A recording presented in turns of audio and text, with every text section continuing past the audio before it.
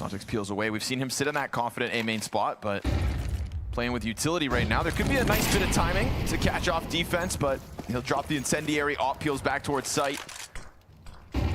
Shiro looking to pluck one off the attempt in. Good flashbang to catch the Opper. But who comes out with kills? Because it's interruptive utility from both sides. Everybody getting blind. The bodies come flying out through camera, and there goes Eternal Fire. That molly helps so much. Oh my god, they swing right in front of it. Chopper chases this one down. Did Chopper just chase down Zantares? I can't believe that. And beat him in a head-to-head duel? But look at what's happening over on the B site. It is Magic's alone for a second as they're wondering where they're going to go. They're going to come around both sides of Obelisk, but it's a little bit delayed on that right side peak, so he gets his one. Frag grenade for the bomb planter. Going to soften up his food like a mother bird. Donk lets two get off site. We're going to get this flank from Chopper. Shiro's still sitting back at a depth. This has been a common move, but with a bomb planted where it is, it gives a good chance for Eternal Fire to at least get one kill. However, Chopper clearing out E-Box, I think Donk's going to know now. Two getting into Temple. Of course, Donk knows nobody's crossed over to Long, so if it's not back plat, which is now confirmed, he's locked in on this angle. But they can... Woxic's gone back all the way around, and Chopper actually gives himself up. I can't believe he played from that far away. Oof. They're going to kind of misread this retake, in my opinion. Shiro's going to get gunned down by Jota. There we go. Eternal Fire with a third. I think the fact that Woxic is all the way back there, there's definitely a world where that goes wrong, for sure.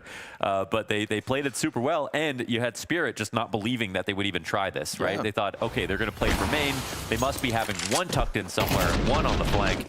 But no, they doubled up all the way back in this position, and even this is really quality grenade on site. A lot comes down to this one spray. Jota dies there. I don't think Woxic can actually defend the bomb. No, but I mean, you know, I think Chopper even being exposed to Long is evidence that he just completely rid off that possibility. Yeah. Fair enough. Use that time very efficiently. Third round for Eternal Fire. Good on Woxic to not be so passive that Chopper doesn't punish for that little bit of an extension. Yeah, if they did double up there and, you know, Woxic didn't keep walking, then they could both get smoked out at the same time. Yep. So good on them. Eternal Fire. That run away from the A bomb site to me just looked like they were kind of panicking in fright that the hit didn't go well, but nice for them to still achieve something out of the round. Spirit's A combo is just one of the best in the world, if not the best right now. Like Zontics is just so hard to deal with, and Eternal Fire already like going B so much. I feel like this is such a feather in the cap of Spirit, but right now Chopper hasn't rotated over just yet. Yeah, and Chopper's rotations have been key in supporting either site, so here he comes, just flying out from Temple. Going for some spam as Magix gets the fight towards Dark. Trade frag out of Donk, still standing. Bomb being planted as he softens up a couple, but it's only Chopper to maintain control of this bomb site. Tees can peel back in the 3v3. Hell of a map coming out from Chopper at the moment. 12 and 6, man. And look at this deep position from Woxic, still inside of water as the other two players get fully smoked off. There is nobody that can disrupt this. Woxic's nade has to open Long because he's still... Oh, no. Wicadia is going to have to try to flash through off the bomb defuse, and Zontix has got that cover. Oh, but Jota double spray through smoke.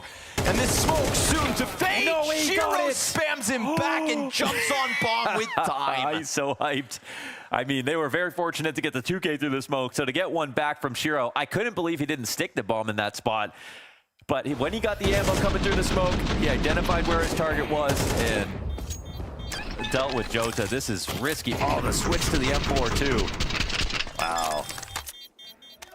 That's really CS2 at its finest, though. You get the tracers through the smoke, but you also get the holes. You can really figure out where the trajectory is. There we go. The war cry from Shiro. Yes, sir.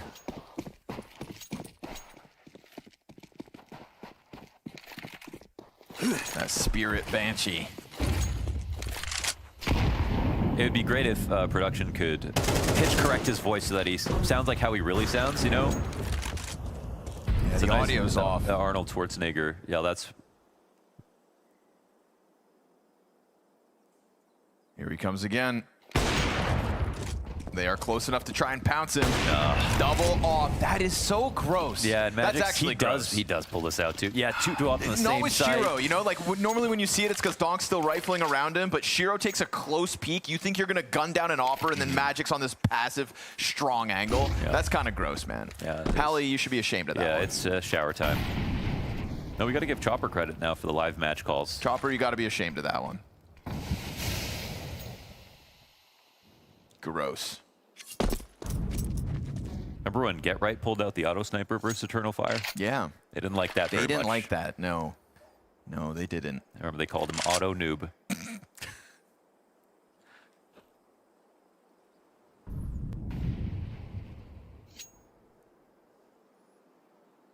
Eternal Fire's T side has come to an abrupt halt. It was a varied game plan. Definitely more switch-ups in comparison to their Anubis map yesterday. However, not being able to break through, maybe for a fourth. Final attempt coming out from Eternal Fire. Chopper, how is he him? 13 kills, standing up in heaven. Bomb trying to cross over at the 7-second mark, and a nade to just defuse the situation. No defuse needed. Bomb plant impossible. Xantares, it's a kill for the road. He can hang on for now, but they are hanging on for dear life in a map that they call home.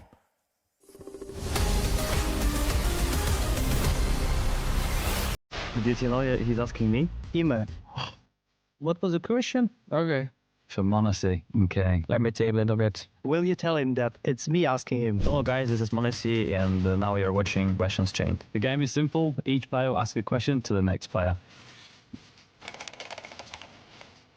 I would like to ask for Xfloud what he thinks about Xantares. I think he's one of the best players, not in Turkey, also in the world. Like he's hard worker, and his mechanics are in shape every time. He works a lot, and he's very vocal.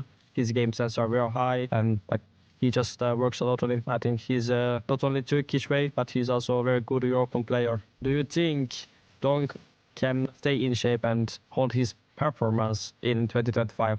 He definitely can do that if he wants to. And if the team around him not trolling the games pretty hard, then yeah, he's definitely capable of doing like the same or more, because he's just built different. My question for Ime is, bro, are you him? Every time when I see him everywhere, he's shouting to me, you are him, and I mean, he's so funny, but I don't know, maybe not. Who knows? My question for Major from Eternal Fire is, how is it to play with Xantares in the team? He's winning duels, so it's all right. He's fine playing with him, winning a lot of duels. So, Tyrion, what is the difference between Nafanai and Boomich? First of all, the way of calls. I think Boomich has more structured calls that helps us, young players, to perform better. The second thing that he brings a lot of very good vibe. He's never tilting. Sometimes Nafani had problems with this, I would say. My question to Meji is how it's possible to move on mouse button. So the question is, how is it possible to move with the mouse? Yeah, I don't know. It's something I've got used to over time. People definitely can't seem to imagine how it works, but it works for me somehow. So yeah, of course, console's different, but as soon as I played computer games, it was always using the mouse to move. And every game I play now, no matter what game it is, I always change the controls to this. I can't use like the standard. My question to Monacy would be, how are you so goddamn fast? Well, I don't know how to answer. Maybe is the most, I don't know, the question you cannot answer. I think because I play a lot. I started playing since a long time, and I don't know, maybe my reflexes just fast. I don't know.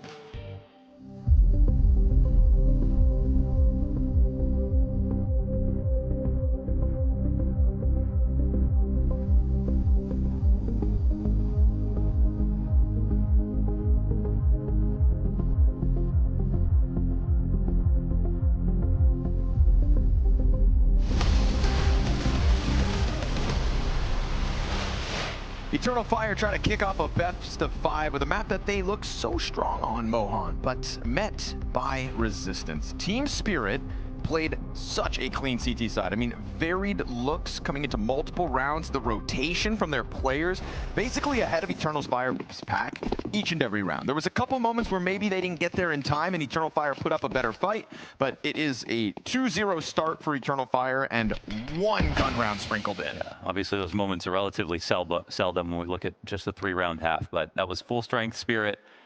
And I mean, Chopper was more than even just a fragger. He's the top fragger on the team right now, but it was really his rotations that gave him all those opportunities. Ready for everything. Zontix was so critical in just being an A anchor himself. And Chopper's mobility nets him frags all across the map. We get the full-blown commit from Spirit with the double smokes. Wicadia trying to fight from within the little room they hang on to, but nobody will be able to stop Donk from planting bomb. He remembered how to plant this time. Yeah. 5v5 in the retake, and all 5 Eternal Fire players coming out from storage. It's winnable, but no smoke for the CT side. No forward press from the post plant, so just allowing now for the CTs to come into these gunfights. Good positioning from Donk as he just gives up the kush. The headshot back and forth, but it's 3 kills from Eternal Fire to keep the dream of a pistol alive. Such low health, it is an easy cleanup between Magix and Shiro, and they will draw the line in the sand, double digits as fast as possible. Yeah, maybe if they had a main smoke, they could have potentially scaled a bit better, but a lot of that just came down to shooting. They knew where Spirit were going to play from. They just had to win them out while Spirit were waiting, and yes, it came relatively close, but this is a moment where Spirit get 10 rounds. Their confidence just feels unbreakable at the moment, and there's not much more you can ask from them.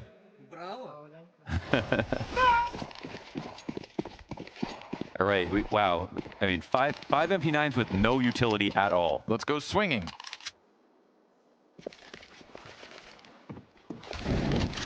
Let's see.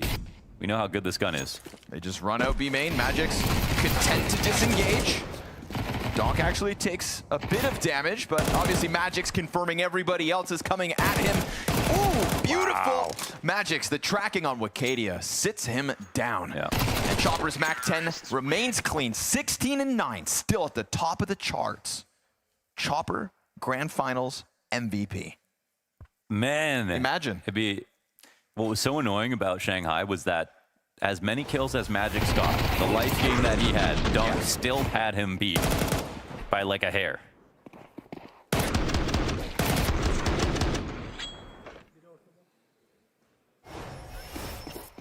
But that would be an incredible sight. Tough stuff for Eternal Fire, but again, their hands kind of tied at this point. Got to come in with the Force Wars. They've got more than they did in the last. And a great grenade onto Magix. Maybe that can turn the tide. But they have decided it's, you know, potentially 3 forces in a row.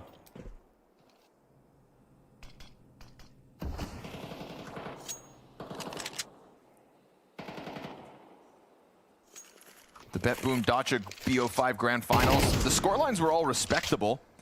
It was 13-9, 13-8, 13-7 as the series went on. Again, Anubis never got to be played in that BO5, but it would have been the 4th. And then I think the Pro League Finals was after that, right? Just where they played against Na'Vi. Yeah. And they went 24 rounds on like 3 different maps in that series. That was extremely close. That was the close one for sure. Oh my gosh. Wicadia gets caught. Did he make noise? I'm not sure. He was standing on the stall. Maybe the smoke rotated awkwardly, but Jota will at least bring it back. And we've got an MP9 to press into Zontix. Look, he's, for a second, wasn't prepared. They're actually leaving to go back to B. Yeah, good call. 35 seconds. 2-2 to site still. Xanteres and Woxic allocated to A. A lot rests on just not getting mollied, but as time ticks down, it's possible they don't do it. It's just that this is a position you don't need to take as the T, so it's obviously oftentimes mollied no matter what, but yeah. Molly misses its mark. He's able to hang on to that back corner. Madger can't offer much. Donk looking for the duel into the flat. Here comes Madger's deagle. Oh, he stops it in time, or does he? It's a fast scramble into the bomb. He's maybe missed it. I think he did. He comes off. Yeah, he knows he missed it, and Woxic won't be killed. Eternal Fire win off time. Yeah, man. Okay, look, it was a rotation where like maybe the B site obviously doesn't have the best guns, but it's still 2-2 to sites. They maybe just wasted an opportunity to take the A site slower if they wanted to. But this is a great opportunity now for Eternal Fire. They would have had to force again this next round if they lost. And that would just be painful to watch, though. Haydi.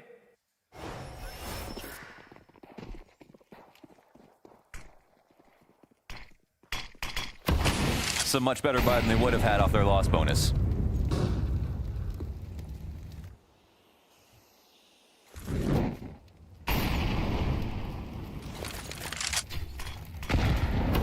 Wow.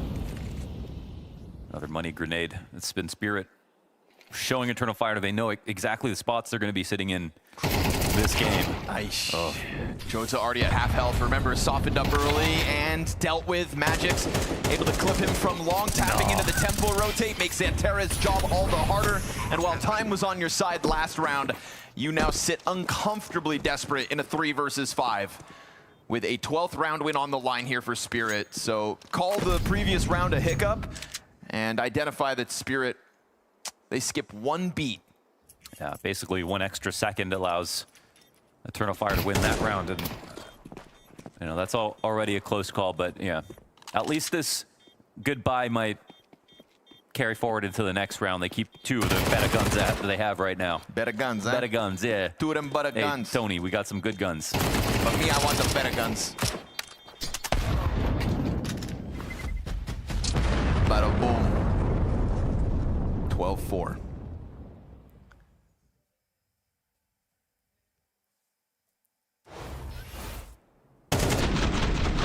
Tough for Madger there. He got his damage in. Where there's a gun, there's a way. You know what I mean? Oh, that's how we got him? Barely spotted. Sneaky. But just enough. Definitely made possible by that nade, so. Tough start to the series for Xanteras and Wicadia. Obviously the 2 big pieces in the online stage of Bounty.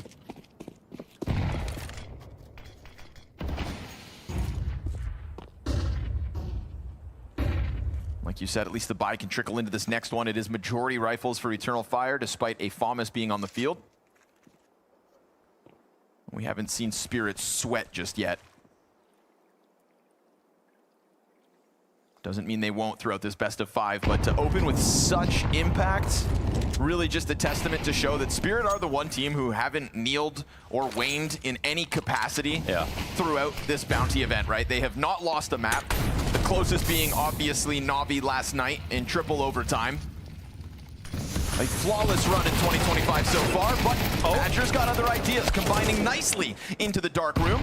However, it is drawn back, so to look to end this on a 3 versus 5 as Zontix gets the 1 player in A peeled off this. With the amount of time left over, I think if it was later in the round, they would have just committed a site, but now they're wondering, is there a chance they catch another rotation? Very fast push coming out last. Xanteras goes for the water duel and will drop bomb, so Zontix here to pick up the pieces. Oh, nicely done from Xanteras. Peeks out wide, gets 2 kills to his name, and those rifles out there enough to extend play on Anubis. Now the only thing Magic can do is drop out into Canals, reveal his position, and have very little time to kill 2 people on B. So this will be an elongated save for Magix, and another win for Eternal Fire. And just in a, you know, nice standard default, that's good to see.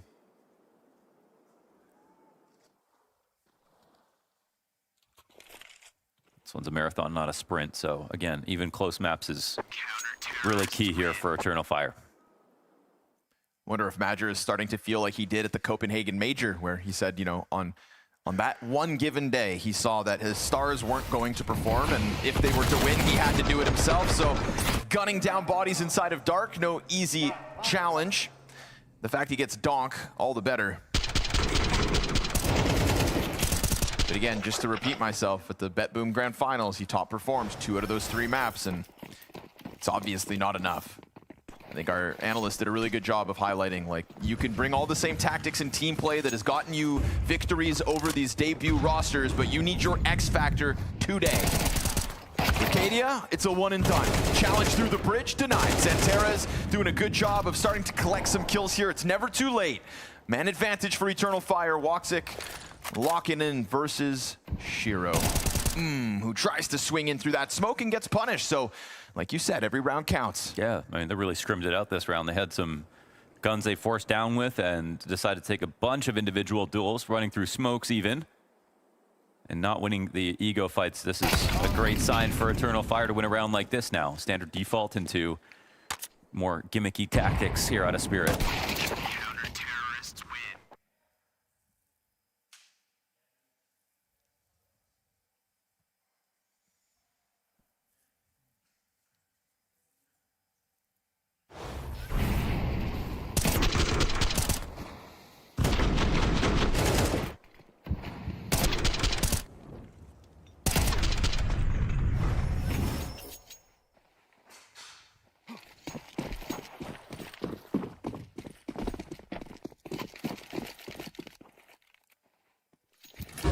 way they played that round was simply, we hope one guy gets 2 kills, and then we can do the rest. All right, this one flash. One flash and one deagle. Never be enough. Joda from Platt, waiting for Xanteres and Woxic to support him from Temple, but you have allowed Shiro to get his hands on an M4. Full Glocks. And he picked up the smoke. It And was the the one deagle. flash that got them in. The Glocks run through for the kill. Now Chopper and Shiro both with the better weapons, but Donk's still on 100 health, and he'll do enough cover to keep that bomb down. And that's a lot of bodies confirmed. You've got deep temple control here for Shiro. What's he gonna do? He's gonna push? He's gonna try to do what Woxic did, but the bomb is planted on his side of sight. It's not really here for Donk. And Donk begins to disengage, anticipating that the CTs are gonna come get him. That is their call. And as they come clear out that corner, Donk has positioned himself to really be a problem, but he'll die with nothing, as does Shiro. That wrap around the site nets them nothing, but with just majority Glocks, you'll take 2 kills in a plant. Yeah, definitely had him scared, but now another round, that Eternal Fire win, at least in the retake, can always be a little scary. You see that Donk pulls back just to buy Shiro a little extra time, just like Woxic did in that first half, to pull off a long rotation. All good, though.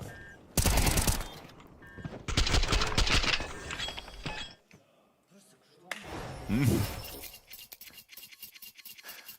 love that he's pissed that he didn't win that round. As if he doesn't realize that the odds are so against him.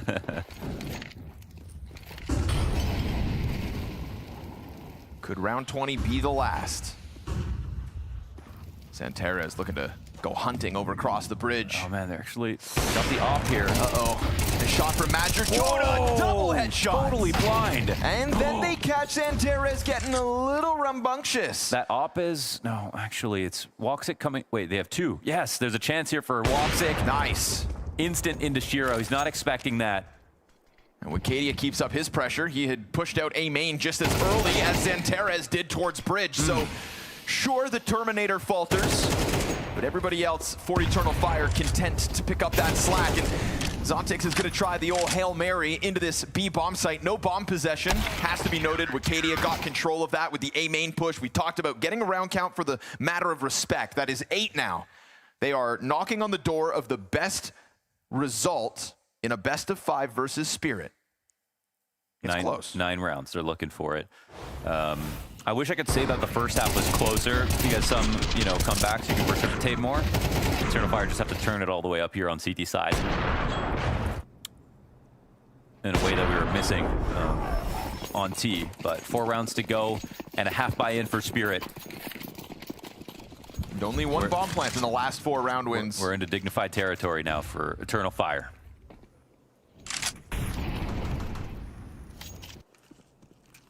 Certainly better late than never. We got a long day ahead of us in a BO5. As that map ticker at the top of your screen just keeps on giving. Nuke next, train last. That's all that matters. Walk out middle from Chopper. Another smoke down in front of A main where we had that 3-player Spirit pack looking to go knocking. I love the setup from Eternal Fire. I mean, they have info on E-Box. They're grouped towards mid to stop this split. Let's see how Wicadia does as the solo A site hold. Smoke's coming for him, though. That's the one Shiro's got primed. Yeah. Oh, they push through before the util. Huge spacing taken up by Zontix, and he gets the double. That's a gun to be picked up, surely. He's fishing for it inside of the smoke. Can't get it. You could go back and grab this one on Heaven instead. He will find an AK-47 for the post plant. It is still 2 Tech 9s, but it's the numbers advantage. So efficient trade frags out of Spirit here will put Anubis down for the count.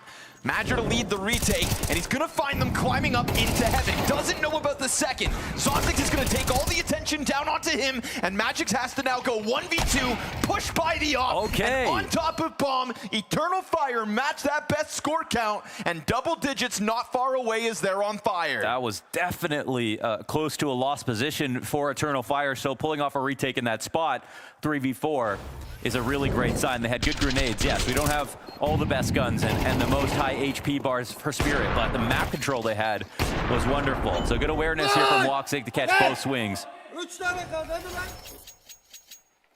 And now we're talking Eternal Fire. It was only a half buy, but They've earned their way this far back.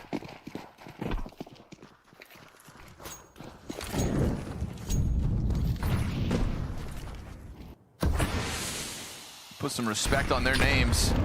3 rounds the difference.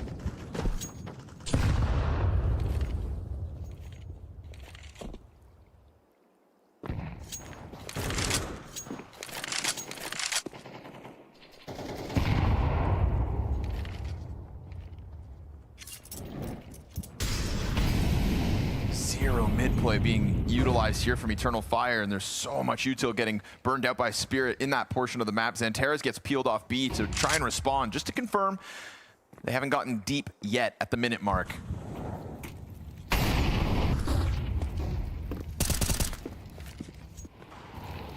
Eternal Fire, a little bit of confidence here again, taking a glance in mid despite the threat, going into A main control. Wicadia still having that smoke in front of him. That keeps Zontix back for now. Donk trying to get his game on, but he is sitting 12 and 15 at this point. They've effectively shut him out. Madger, oh, he lands the off shot. Donk almost killing him instead. Both players disengage at 35 to the clock, and now they're gonna go for mid. This has been open all half long. Yeah, but look, if they're gonna split A, 3 players here waiting. Wicadia so fixated forward, but that Molotov's gonna get Woxic off his roost, and Xantares is gonna lock down Heaven first. This is not looking good for Spirit. Magic's gonna try to find some sort of an opening, and he gets on sight. It's clean from Wicadia. Whoa, Spirit have lost some of their punch here. This is a really good setup late into the round for Eternal Fire. They're fragging just as hard as Spirit were in that first half, and they have now made this comeback real.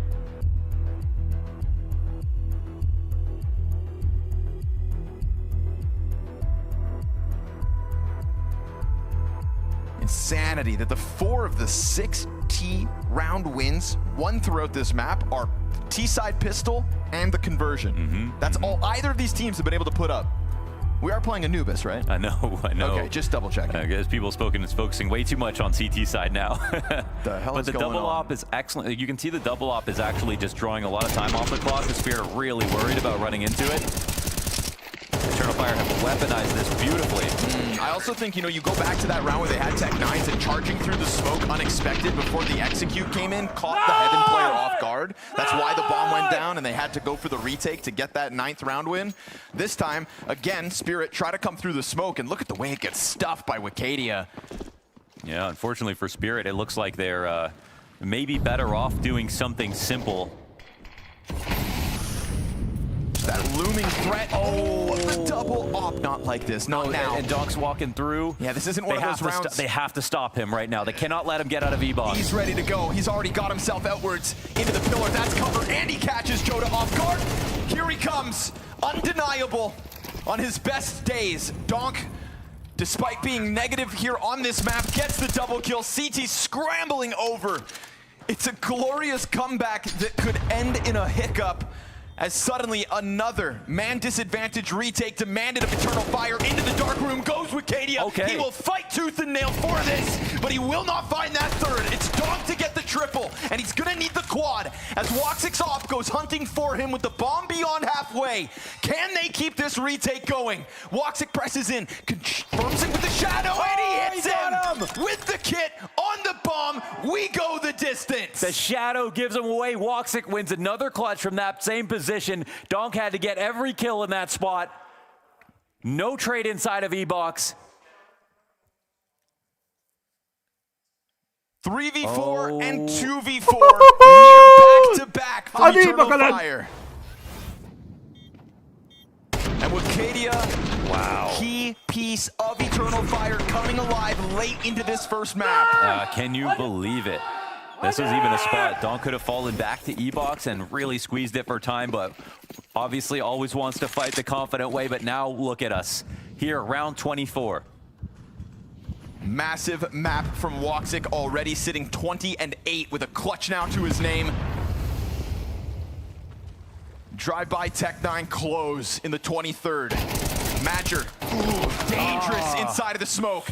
But man disadvantage hasn't stopped them yet, making it all the harder. Xantares returns the favor, but here comes Donk from Dark again. Xantares into the back of the obelisk, looks to hold his own, and he will do that with Wicadia. Wakadia right here with him. They go up 3v2. We get this next flood of util coming out from Spirit as the smokes will hold them at bay for now. There is plenty of time in this round. They're both smoked out. Now there's 3 players here. Everybody on both sides of this half are waiting for it to be a B hit.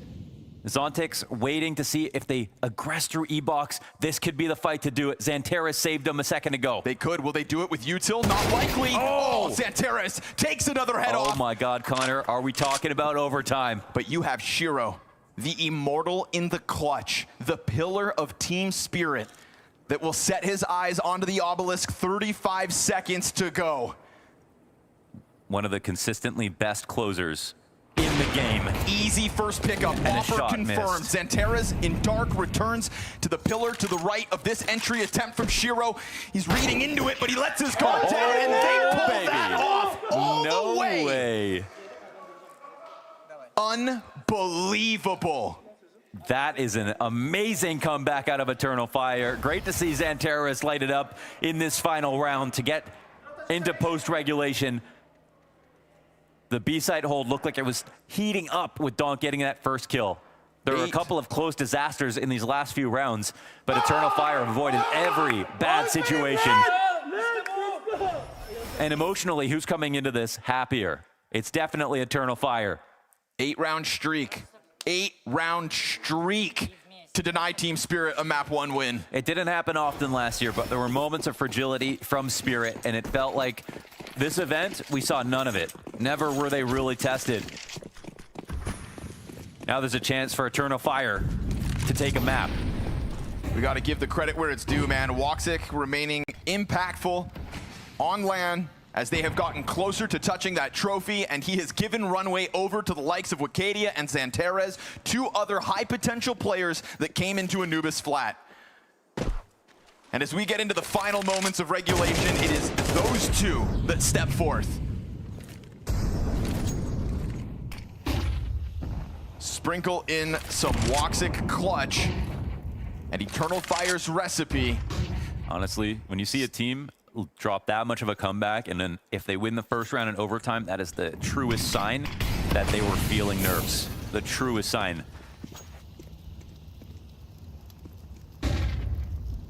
Xanteris keeping his head down, but there is no follow-up behind this. Whoa, Chopper trying to take a look. A main push, and Wakadia wanted to talk about confidence, right? Confidence that was stunted early on.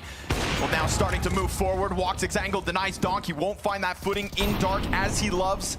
His entries into these B sites can be essential for the side of Spirit, but Chopper has gone unnoticed through mid. He's got to see a lot of players. They have to not be aware of the timing at all. They are grouped a little bit too heavily in this site. Woxic's nervous about it, so he's going to come back scoped in on this. Chopper, gets found out by Woxic, keeps his head on a swivel, keeps his impact all across this map. Shiro and Magic's now tasked at a huge disadvantage, but it's starting to work regardless. 10 seconds, they got to go through this. Yeah, but you've got a player right here on jail, and that snapshot's not going to happen. Magic's, it's... Let's go, boys. Let's go. Let's go. Through smoke, but believe your eyes, Eternal Fire have a lead. No way. Oh my gosh. After those 3 rounds they got in the first half, I actually cannot believe my eyes. Amazing to do this on CT side on a comeback. That's why you always have to believe. Take it 1 round at a time, and as Wakadia said, never see yourself as the underdog.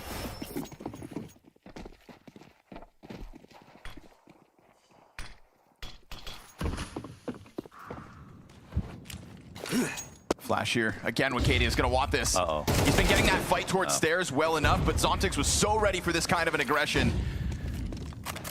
You know, making moves, being active, it's what got Eternal Fire into this position in the game. But this time, it's going to cost them man advantage. Ooh. Chopper missing nades. Xanteris going to move forward into the position that would have been burned out. Yeah, and no chance to remolly it. Chopper out of utility. Man, it holds the attention of Xanteris in the spot. He won't be pushing this time. Woxic's been so good. Are they going to walk into another round shot? Aye. Fires before the flash pops. Jota's going to keep his head down behind Donut. Woxic dropping it. Jojo's here to help. Woxic the only player on this site to do anything because Magic's got himself the double entry. And with that, Spirit should find their first in overtime. These all elusive terrorist round wins. And it only takes Spirit a second in OT. Yep. But that is, of course, to assume that this retake doesn't come through. Major and Xanterez. It would take some magic tricks, I think. You got to give it a thought. It's possible that you lose 2 rounds and then have one person buy an MP9 in the third, so saving in overtime is not something you want to see, but yeah, this would be definitely close to impossible. Ninja. Oh yeah, true. Why not? Bomb's close. He's sliding out. We've got a commitment. He's not got the time. No time, yeah. All right, well, keeps them on their toes at the very least, and we'll take Magic's down with him, but Magic's double entry, I think, well worth it. Yeah, but look, it's another moment where Spirit are running through a smoke. They are not in control of these defaults. They're not creating opportunities like they did. So many times this game. At least it's naded open totally, so full view.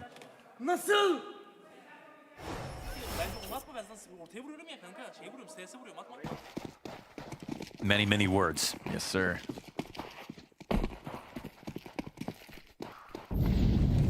These opportunities are far and few between. Eternal Fire losing 2 grand finals in 2024. They don't want that feeling to become too common. Xanterez going again to cross the bridge, and he finds timing on Chopper. That's right, and he has to be careful about crossing back.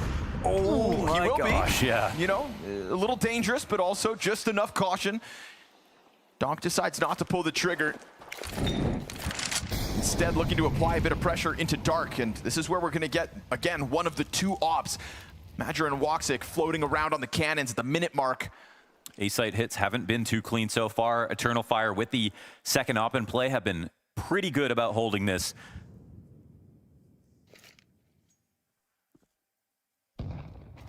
It's 2 on the approach, and Woxic just keeps sliding, taking a deeper and deeper angle. But if he starts jumping up, that could cause a problem. No, he'll plant his feet right before the first shot needed. Burning out at this point.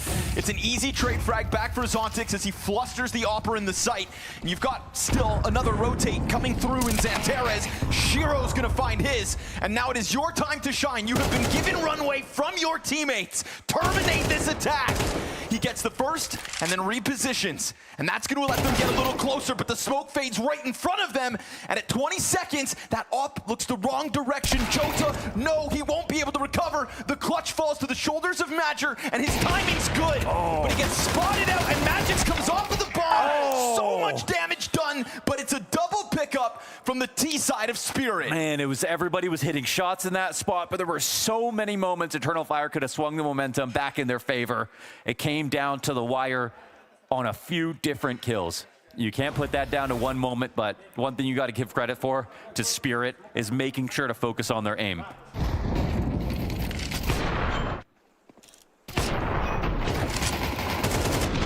Oh my goodness.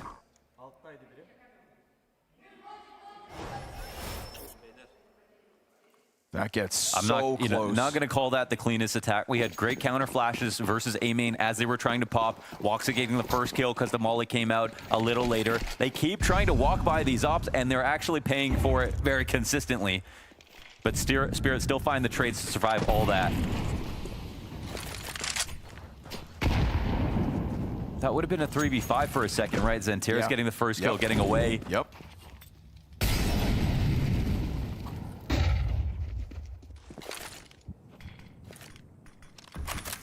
Both teams showing every round is a live wire. Couple shockers here and there. Spirit gonna lean back. Eternal Fire knocking on Dark in a second. Magic doing it on his own.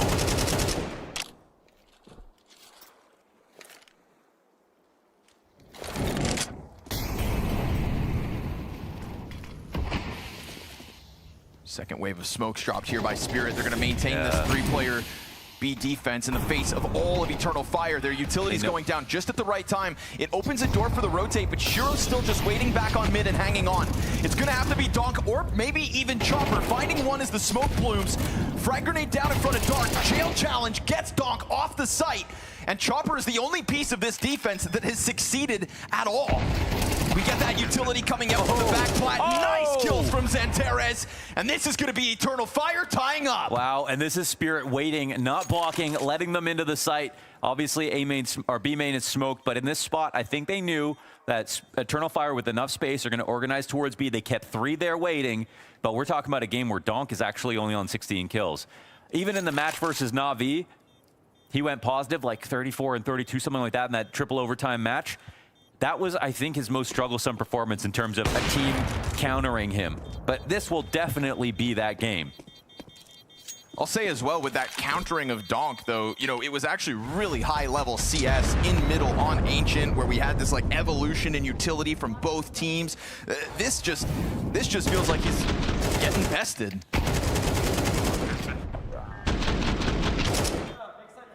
Xanterez is kicking it up a notch.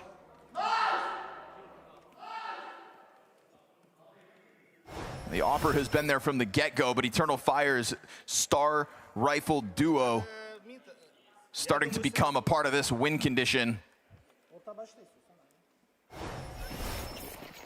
14 all, guns in hand.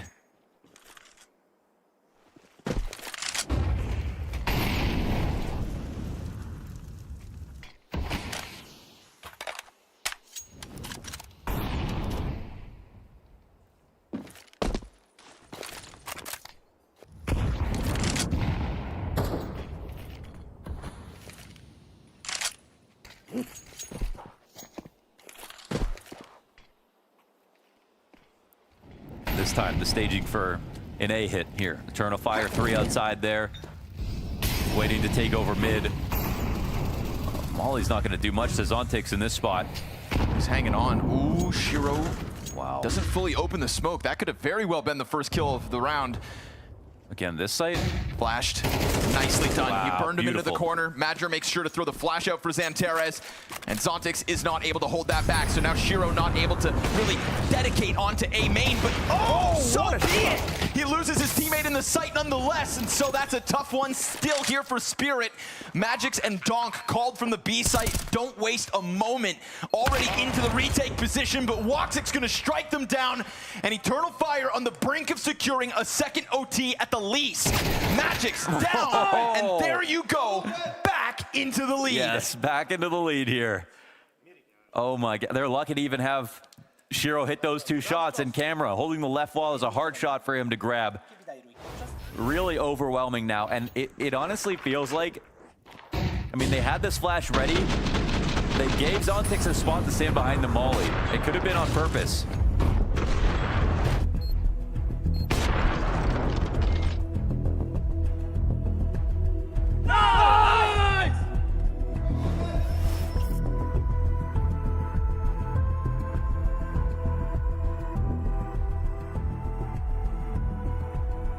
One round to lose this game.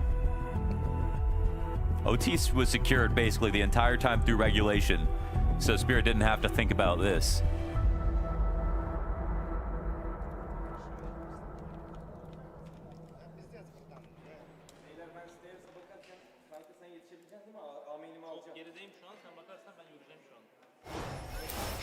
Full focus, Eternal Fire. It's the opportunity of a lifetime. Spirit once leading 12-4. How far Eternal Fire have come. And only one more step to go. Xanterez nails it. Well, he says my presence is a present. Zontix has been nailing that position. Double up on the T side. Does it pay off? Ooh, missed chance, but I mean, that's a lot of what's left of Spirit confirmed. And Jota sees this as a chance to duel. He softened up Magix. As long as you've got those CTs locked in, we'll see if the Ts make moves elsewhere, knowing that there has to be an open door.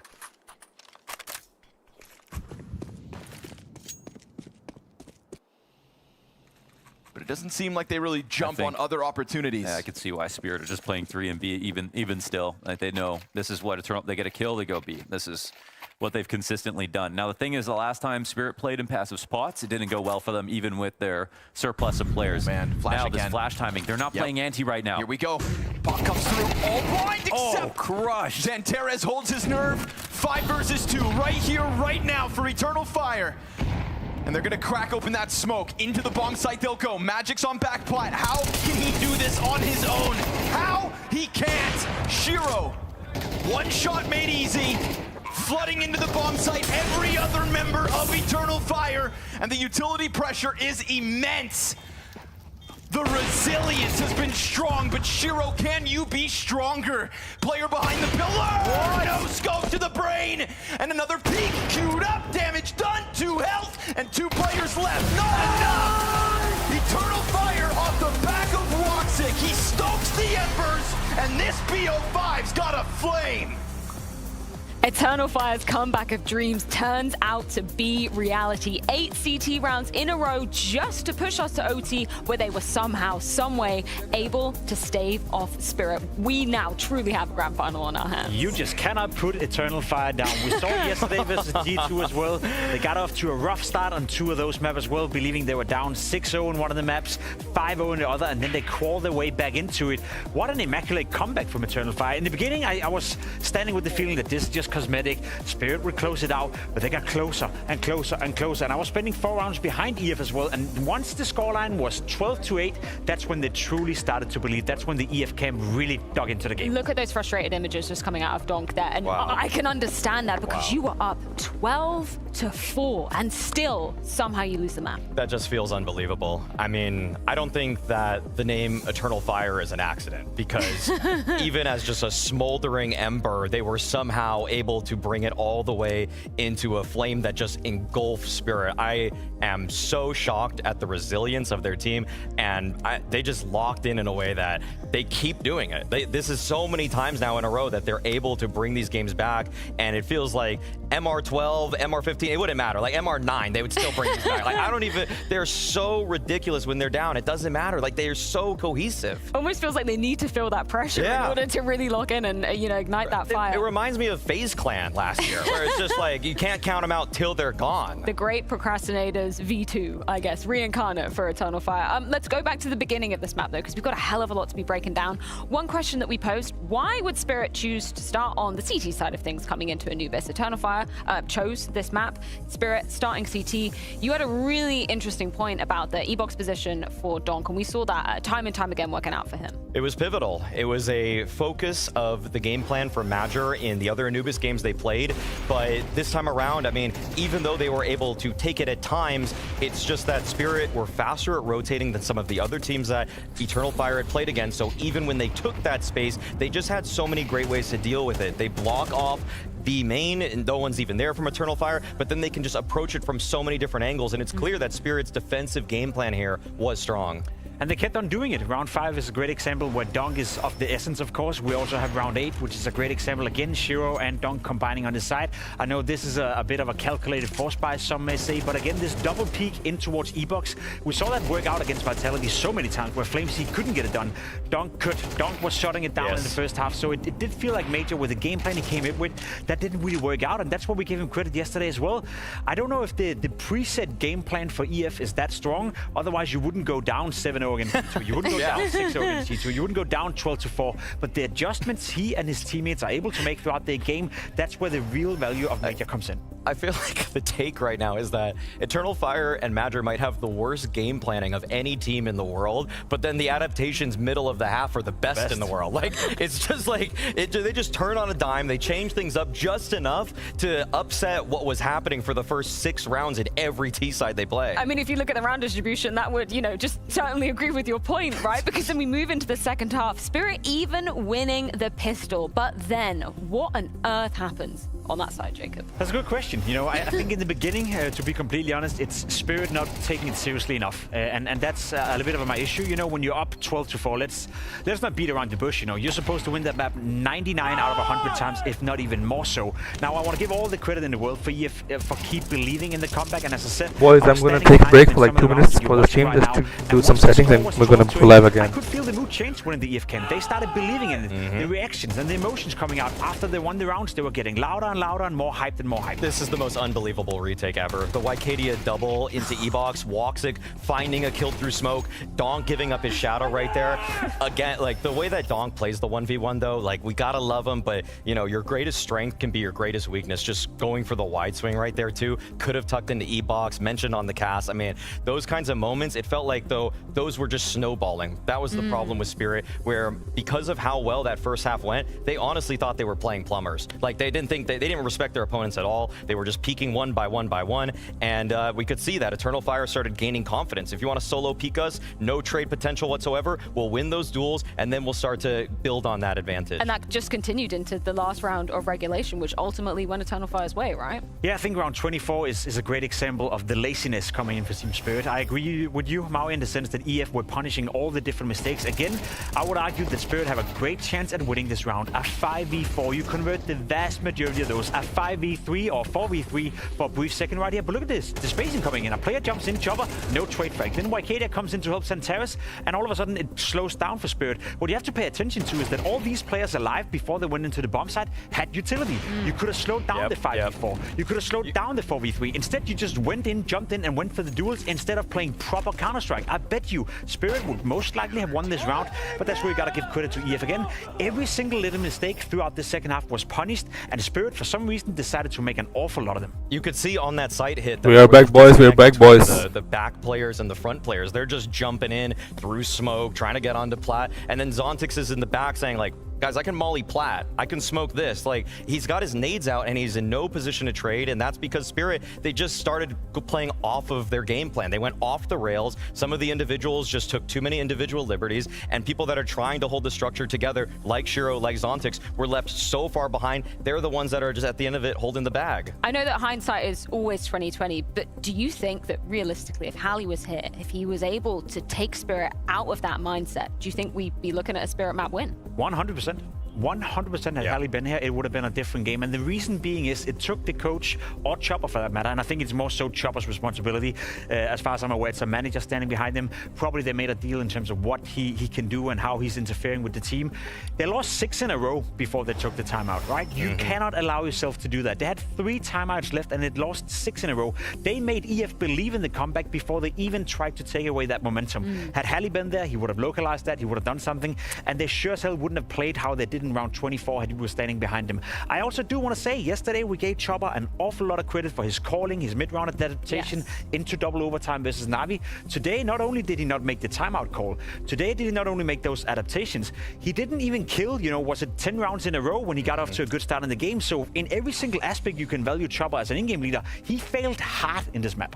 He got swept up in the momentum that his team had, and then he also just crashed into a wall. That's exactly what it looks like when everybody's just fragging, when the first half feels like it's going accordingly, and you can't even make a mistake. But then really, it's just that those little mistakes amount to so much when Eternal Fire have been a team that have shown so much composure in this tournament against favorites time and time again. It's a crazy emotional roller coaster that we get to witness from Spirit. Yeah, thumbs up from Shiro. It didn't really last for long, did it? He was absolutely hooting and hollering in this, and then as we move into that second half, obviously the emotions, the frustrations start to come to fruition. I don't blame them because Eternal Fire absolutely powering up into this one. As we've said time and time again, both Santaris and Woxic looking great moving into that second half. Woxic's, you know, resurgence into that second half was fantastic. I believe for a period of time he went 11-0, you know, in terms of kills, impact with the rifle, impact with the AK-47.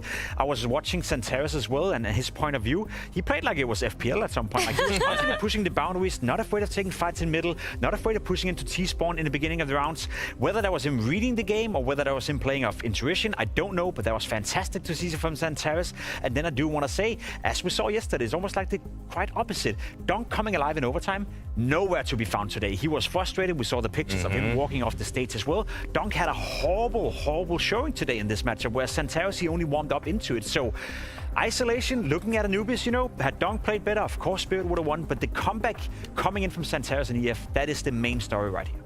And it felt like to even make this series competitive, Eternal Fire needed this map, and they played like they needed it. When they were in the hole like they were, they still held complete faith, and they still give themselves a chance in this BO5 now. Yeah, certainly. It's only one map in this best of 5 series, but for you guys at home, make sure you get involved in the chat, because we do have a Blast TV survey going out for you guys to give all your thoughts and opinions to this brand new format at Blast Bounty. Make sure you're getting that in during this break, because you'll want to rejoin us when we come back. We've got Nuke awaiting on the other side.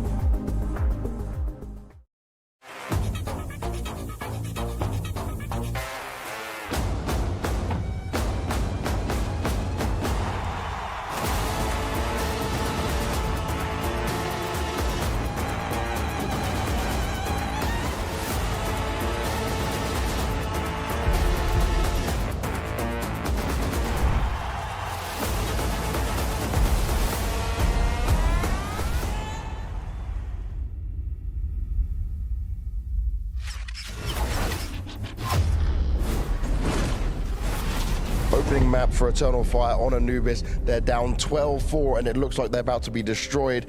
And then you make one incredible comeback as a full team doing it on the CT side as well. Magic, just explain to me the emotions you went through and why it started off so badly.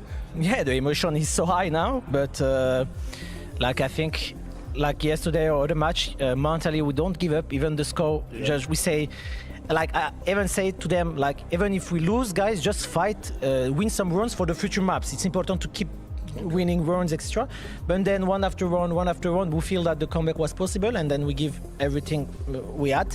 And then the T side on overtime was good also, and I'm very proud. Actually, we play really bad. I feel that we are in a really bad shape now, but we won, so it's something very good, I think, and we will see. It's a long marathon. It's BO5, so let's keep the cool. I will tell the guys like chill, and we have a lot of work to do now again. A lot of work to do. Nuke is coming up next. I'm looking forward to seeing what can happen here. As am I, Banks. Eternal Fire fighting back ferociously on their first chosen ground of Anubis. What was your takeaway from standing behind the Eternal Fire boys during I just want to pick up on what he said here in the interview. You know, he kept telling his teammates that they should believe, they should keep fighting. Obviously, when standing behind him, I do not speak Turkish. I don't understand what they're saying exactly, but I did notice a difference in mood compared to Na'Vi yesterday. Na'Vi was super frustrated, you know, constantly throwing desk pumps, constantly looking up in the air, constantly taking their hands to their face. Even when EF were down 12-4, sure, the mood wasn't great in there. Sure, some of the players were a little bit frustrated, but nothing compared to Na'Vi. That's also part of why they were able to make this comeback. I think Na'Vi lost it mentally yesterday. EF never lost it mentally, and that's a big part of the reason as to why they were able to come back. Being around your fellow countrymen likely instills just this feeling of pride that you can hold on to and everybody can link on. And for Eternal Fire, I mean, it's not just pride though. Like they've been playing some super well-oiled Counter-Strike, and the fact that they're able to feel those intangibles outside the server obviously transpire when they're playing in it. Eternal Fire choosing to have a team huddle for the side of Spirit. They've been getting straight back into the server. Nuke, their map pick does await. Snake, tell me what we should be looking out for from a T-side start for Spirit. Well, Spirit has been just loving this map lately for whatever reason. It wasn't really a huge pick for them last time around, but coming into 2025, they are just going for it on every team that they find weaker than themselves. Fnatic, Heroic, it was their pick. But then actually what's confusing to me is just that they didn't even want to play it in the second phase against Na'Vi. They banned it out. So against opponents that they seemingly respect, they're a little bit shyer on it. And I feel like, you know, everything just went well for them when they played those worst teams. When they played against Heroic and Fnatic, Don could just go outside, he could just kill a couple people, they'll just go door late. Like, it was just really simplistic calling that could work. But versus Eternal Fire, I feel like they need to show what they've been really prepping in the offseason. I mean, we just saw Don right there, you know, spawn killing everyone, you know, coming in for the like anger management or something. I was just about to say, you know, that's a big part of the story, and I think that's something we should follow throughout this game. Donk having a very, very rough game on Anubis. Started off well for him, second half, nowhere to be found. Overtime, didn't get a single kill, didn't have impact whatsoever. We know Donk to be a player that is able to bounce back, but he's coming in with revenge, and I'm curious to see if he could be the difference maker now for Team Spirit. Let's find out exactly how it is going to unfold. It's time to dive on into Nuke. Thank you guys for the insights. You know, we were talking about Donk spawn killing everybody, but I've read through the kill feed for the 5 minutes before Donk sat down. Zantares was the first player back from the break after Anubis. Nico, Zywoo, Donk.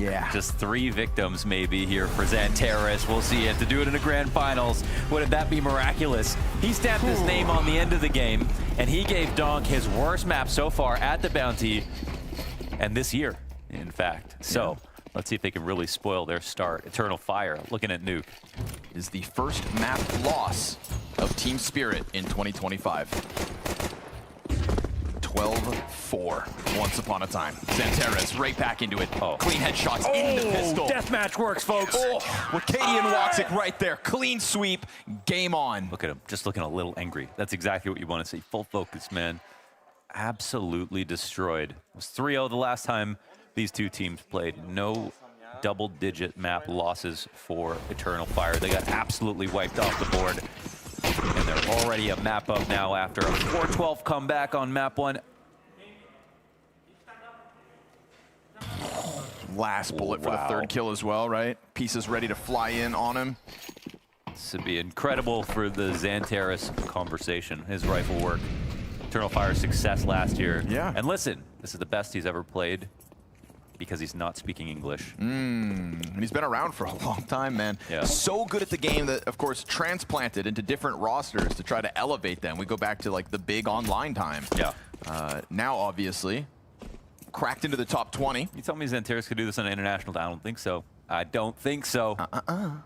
It's actually the first grand final that we've had with two national teams, Mohan. Two non-English speaking teams. If that will, you know, that could, I think that gets you all excited, doesn't it? It does. Isn't this your dream? This is your dream, isn't it? Yeah. I'm vibrating right now. Little vibration, little gyration. I'm ecstatic. I'm jubilant.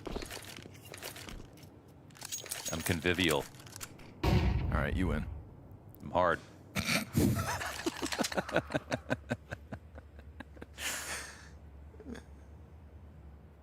The powwow has come to a close. 5 Glocks in lobby. Eternal Fire said, hurry up, would ya? Hurry up, would ya? You ain't got no chance. Sit down. Major and Wicadia, full house on the A site, and that there's the conversion for the 2-0 start. There's a lot of great things to say about Eternal Fire, even all the way down to Madger's interviews, you know? He's had some really funny lines. He's just a really great presence, I think, as the leader of this team.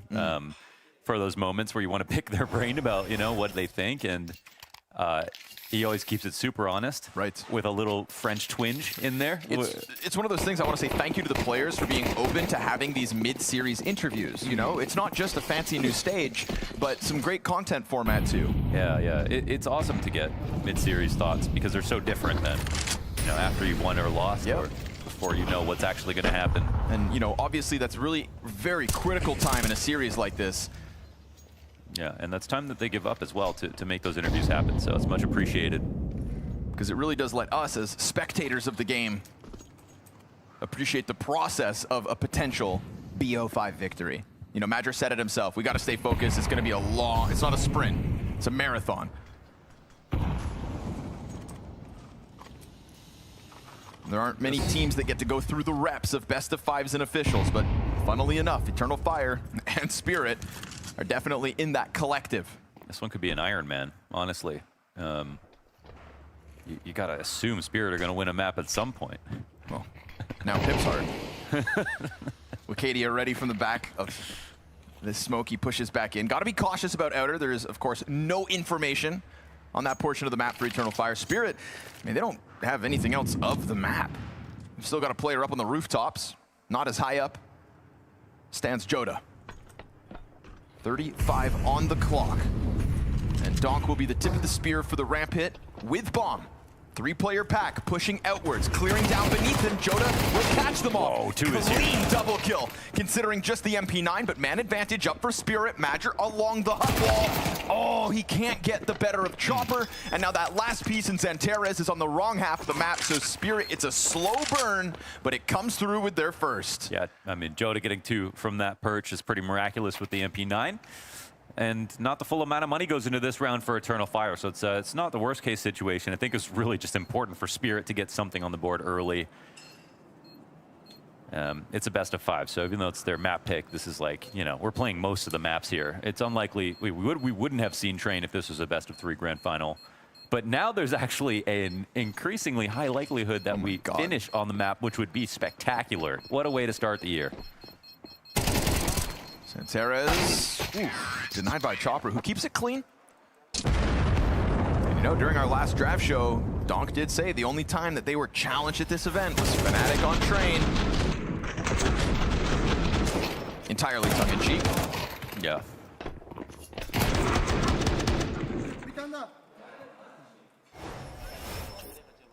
These damn sarcastic teenagers, I tell you. I said, well, actually.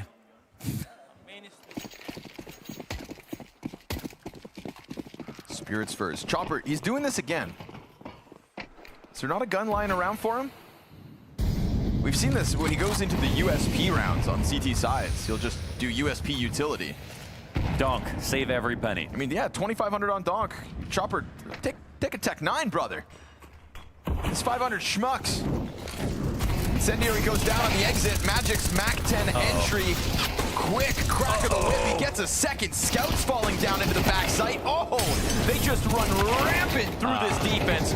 Not a chance in hell. I don't even think Chopper had to shoot a bullet. Hey, I come in, I plant the bomb, we win. Chopper is obviously the brains of the operation here. I think there is something, though, important to point out about T-side. With all the utility that's getting thrown for the exec, you almost never have room for everybody to even take a fight when you're on entries. On CT side, it's a little different, because you're going to have one ramp, you have one outside, more untradeable players. But on T side, like, there's a huge case for trying to save money having 4 guns if you're going to make a set play happen like this.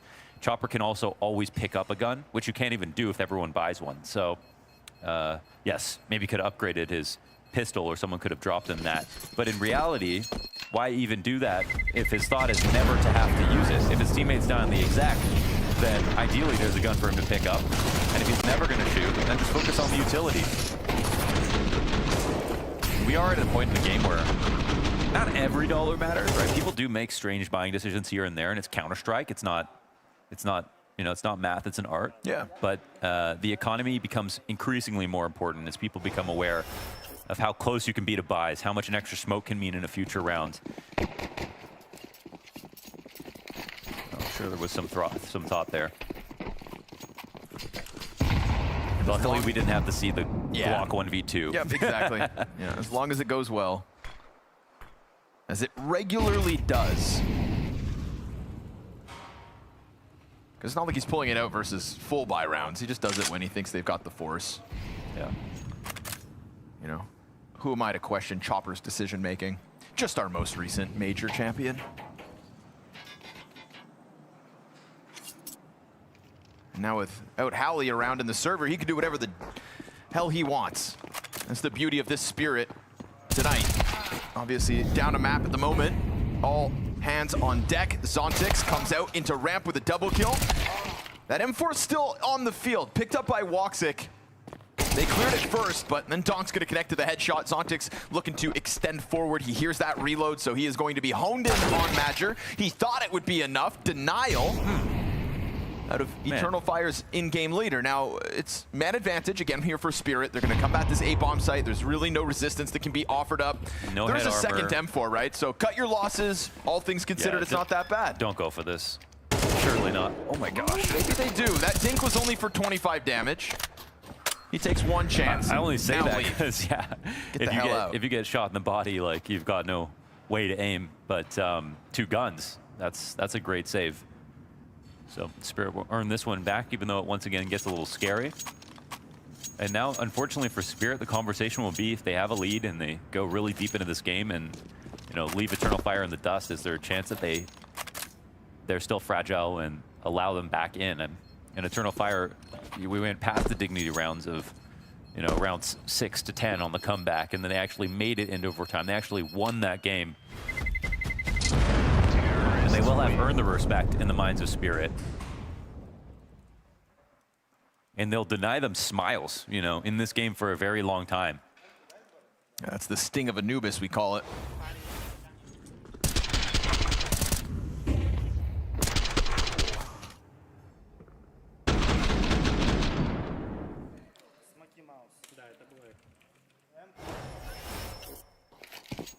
Feels like Donk was looking for that quick 3-0 today. And we could call it fragility as well. I mean, Chopper struggled in the second half to get kills like he did in the first. But overall, they obviously rely a lot on Donk, and he just had a very average performance, below his average. So we'll see if that happens again.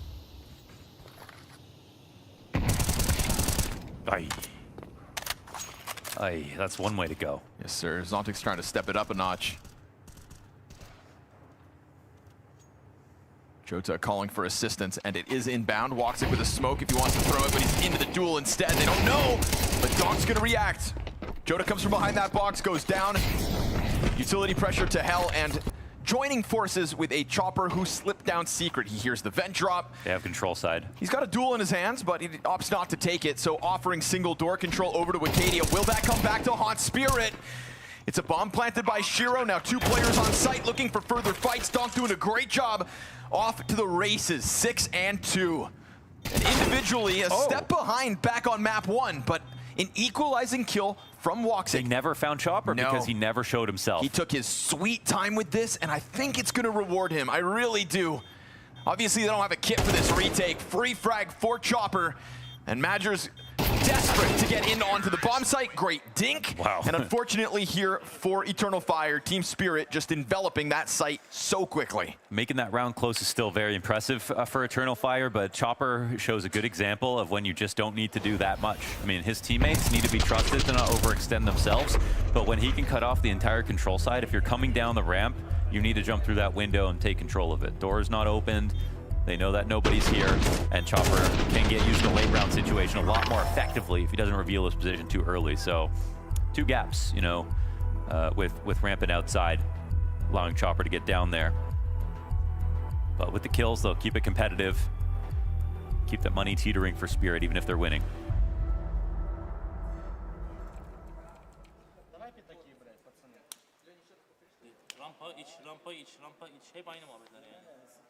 I don't speak Turkish either, but I'm pretty sure that means ramp push. Watch this. This will be the live translation.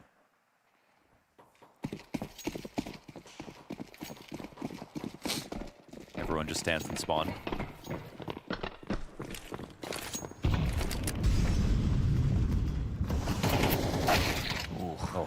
Haydi, a real step ahead. I think I heard some criticism from our panel yesterday in the Nuke game with some of the deaths early from Wicadia on CT side Nuke. Okay. Just sometimes kind of throwing himself maybe a little too freely at the lobby setups, you know, going for hut peeks. This sort of a moment where he goes through squeaky door. Obviously, it's a round where they're trying to force the issue, get something going, but it's eventually Joda to get the 1 so far versus Spirit. M4 on the field in Woxic. That's really cause for concern, but he's doing it with no armor. Wait, he didn't see him. That's crazy. Madger just missed the timing. M4 here for Woxic, but again, no Kevlar, so aim punch too much. And his head gets taken clean off as the streak from Spirit is 5 rounds deep.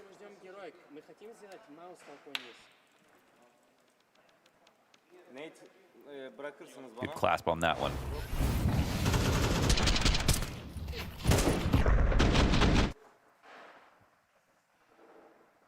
Oh, looking down just enough. I think he still could have been spotted. It's hard with the outline. That's one of those moments. Yeah, yeah, for sure.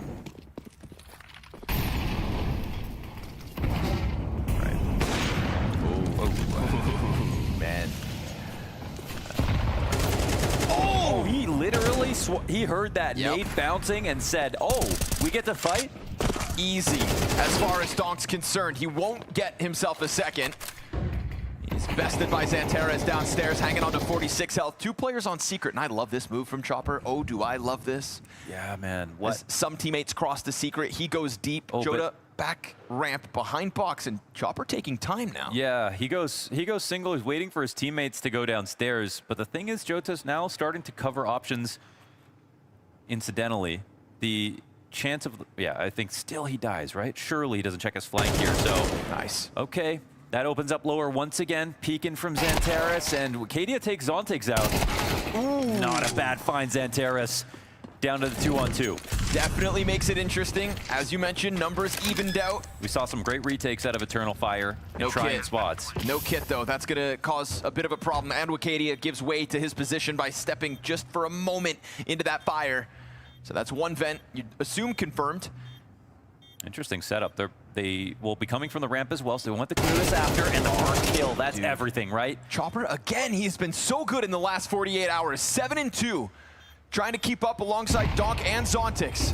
Madger into the site, and Incendiary's on point. That's gonna flush Shiro out of his position, and Chopper only has 6 health. But the Opper's got an AK and a headshot right with it. 6-round streak for Spirit. And every little grenade actually made a difference there. The flash slowed that molly down and made that hard for Madger to capitalize. And right here, again, you know, Donk is actually listening to this nade and speeding up because of it. He's just pissed coming into map 2. It warms my heart to see how happy he is to take every potential ego fight. Yeah, for sure. it's, you know, what would he play like if he didn't do that? You know, that's the question we might learn later in his career, but it's not something that you want to see now. You know, there was that one top middle lurk on Ancient yesterday versus Na'Vi. The analyst talked about it earlier, Pimp giving you your credit and saying like, wait, hold on, this is such a rare occasion. Yeah. Netted him a 2K, by the way. So, what if he gets better? Yeah, that's the big question for 2025, at least at the start. MP9's trying to press in against Shiro. He'll hang on for dear life as Madger gets a headshot on Magix, but disengages through Hut. I mean, with this push, surely they think about just going ramp now. You'd think. Shiro's about to walk out. He'll go carve the path. And you'd assume soon enough, Spirit follows suit. No one up in heaven, so if Shiro wants to get here first, that's an option.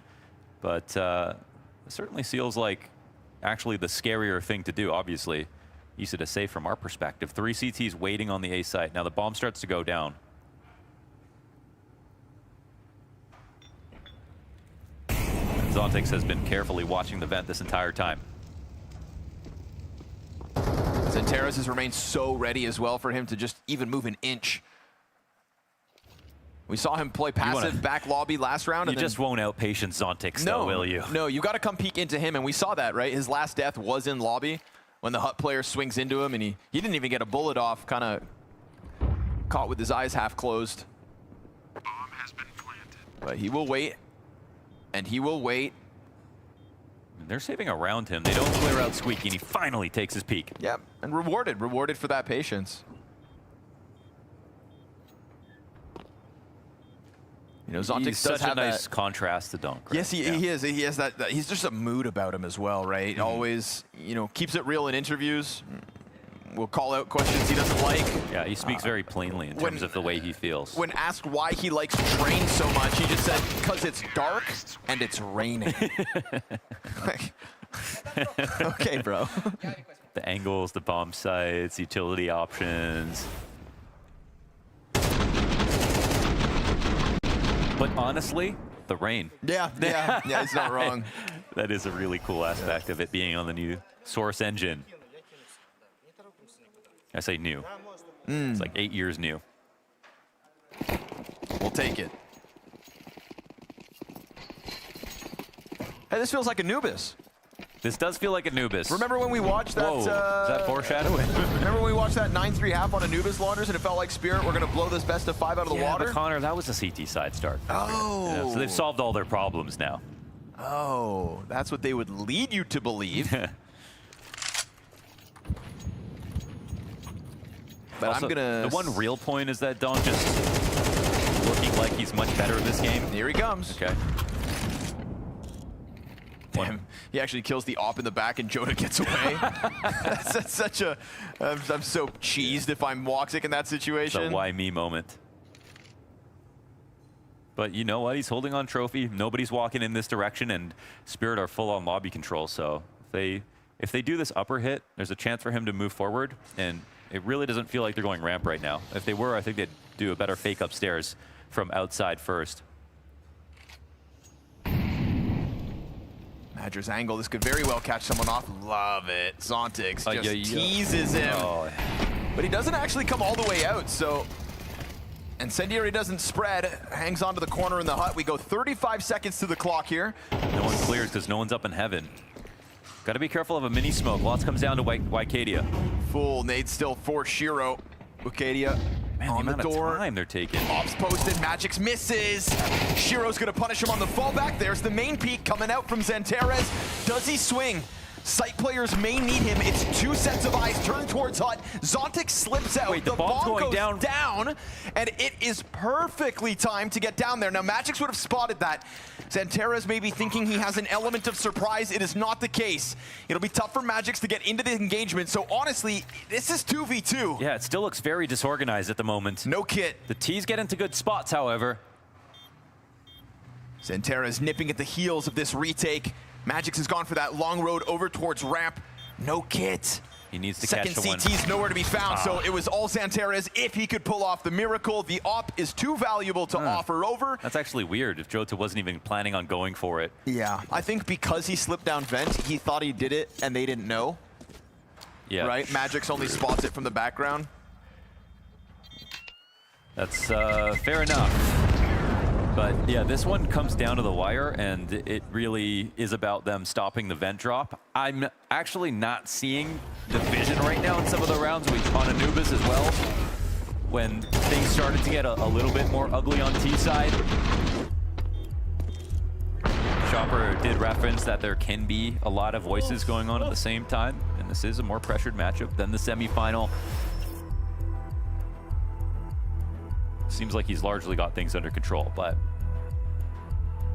does feel like there's an opportunity to exploit here if you're Eternal Fire. Let's take another timeout. They need to get the CT side online. I'm believing until now 13 rounds is on the screen. They earned it. Yeah. They earned it after Anubis. We have to give them the benefit of the doubt.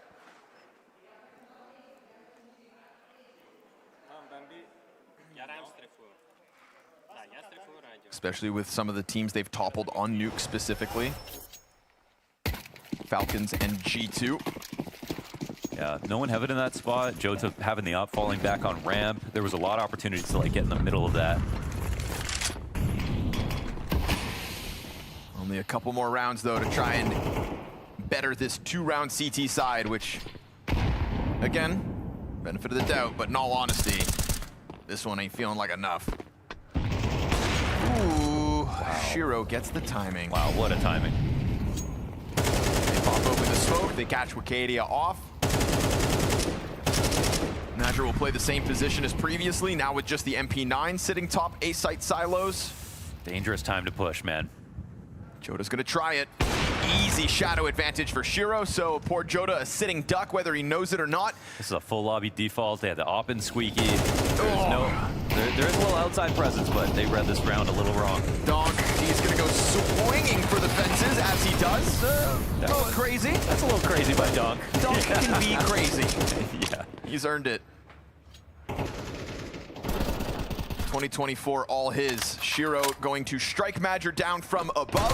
It's raining Tech 9 shots as Spirit nab a 9th. Okay. We have to have measured expectations for this map for Spirit. You know, it's another good start. Good start.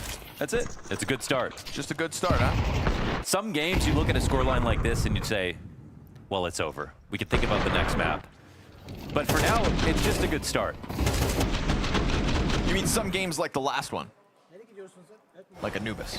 It's a very fresh wound for Spirit. I think Eternal Fire have to keep that in mind, but I mean, Anubis was also strange. What was with those CT sides? I don't know. Donk feeling frisky in the final round of the T side. It hasn't been fast enough for his liking, so he is going to go sprinting around, chasing kills as Chopper finds it through smoke. That'll be a set of eyes on heaven to deal with this peak.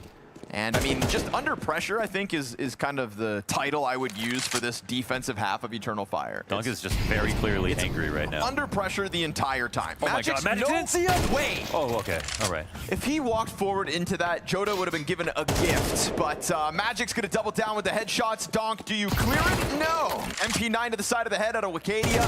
It's a 2 versus 5 demanded of them, and they will fight tooth and nail.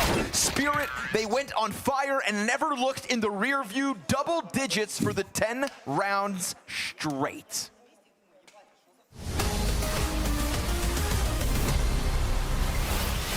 Straight towards B early, met by smoke. 23 on the entry, got a player into the corner. Yes, they've got it. Zaz footing on the site at the very least, but JL has been the bane of their existence so far, and he is going to continue to collect these kills. Bomb plants off. They don't want to go for it just yet. Zaz, turns for the double kill, looking for an ace against Na'Vi. Could have been in the post. It's clean. Instant headshot. Hold my deep. You have little dot. One more. Nice! Smoking. Good. You have smoke? Should be clear, guys. Should be clear. For long. I'm planting. Get around you guys. One. This smoke one. And you still? I have a flash. Last. Emet into the clutch. A 2v4 recovery. And as Emet steps forth, Imperial could be on the brink of their second round.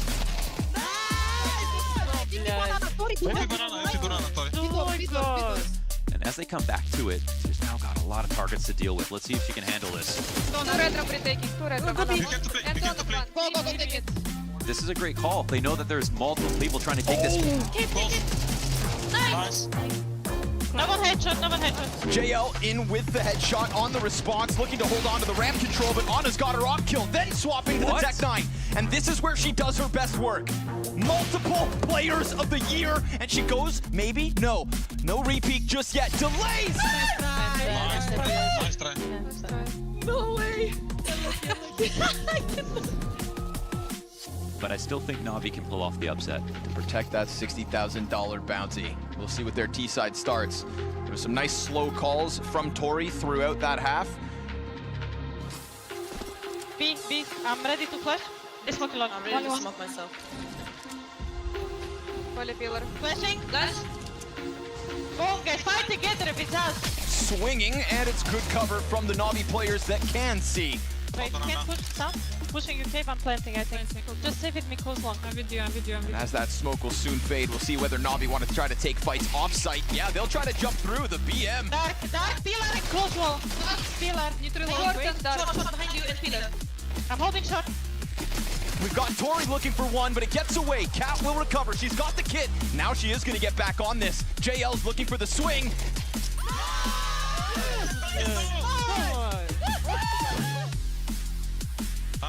Anna heavy. Okay, but there's still two players on A, one top connector, and Bit's coming through the smoke. Oh, he hit her. Oh God. He finds her in the smoke. Default. 5 plus. Default. Oh.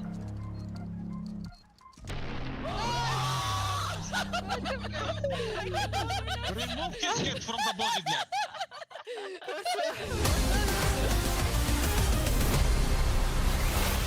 Give them time to cook. Give them time to cook, Launders. They've earned it. After that massive comeback on Anubis, you have to give them a slight benefit of the doubt. Just a little bit. You're talking about Eternal Fire? Yeah, I'm talking about this 2-round CT side. Two rounds. I would only call that a little worse than last game, and they won. So that's true. We'll see about this without the pistol. It might be a little harder. I won't lie. So what's the game plan, Madger? Xanteris, can you do what you did in pistol number 1? I mean, it's something. Wait, are those the only 2 rounds they won? Yeah.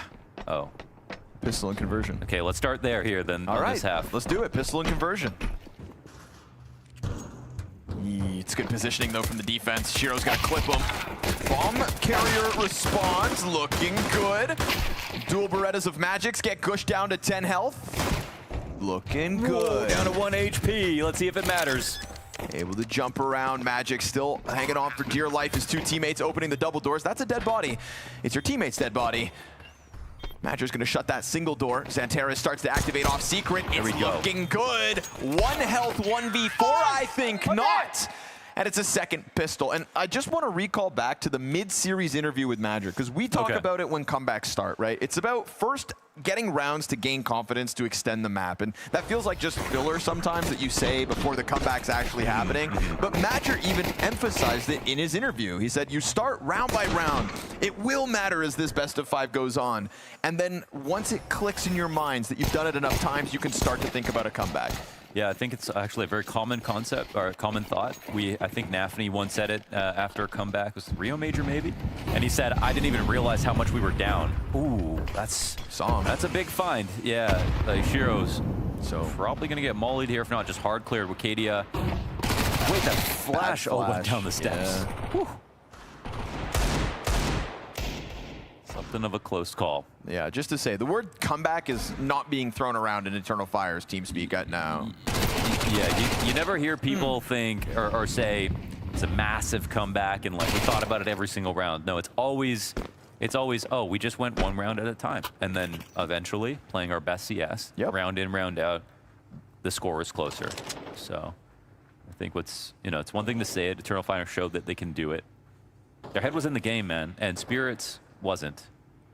There were actually so many winnable situations on that comeback, even in half buys, where Eternal Fire needed to make magic happen. And it did because they were focused on winning, not focused on, or I should say, they were focused on playing their best, squeezing the most out of every situation. Whereas I think Spirit were just focused on can we win this on time? Can we just barely get this over the edge? And that's what lost them the game. And Spirit are a young team, man. Like, they've been there before. They've been there many times. And in the middle of last year, we had moments like that. And they still managed to close out the entire year at the major. So there might be blips where that occurs. But that's not something that should define them. It should be, you know, do they overcome it in the long run?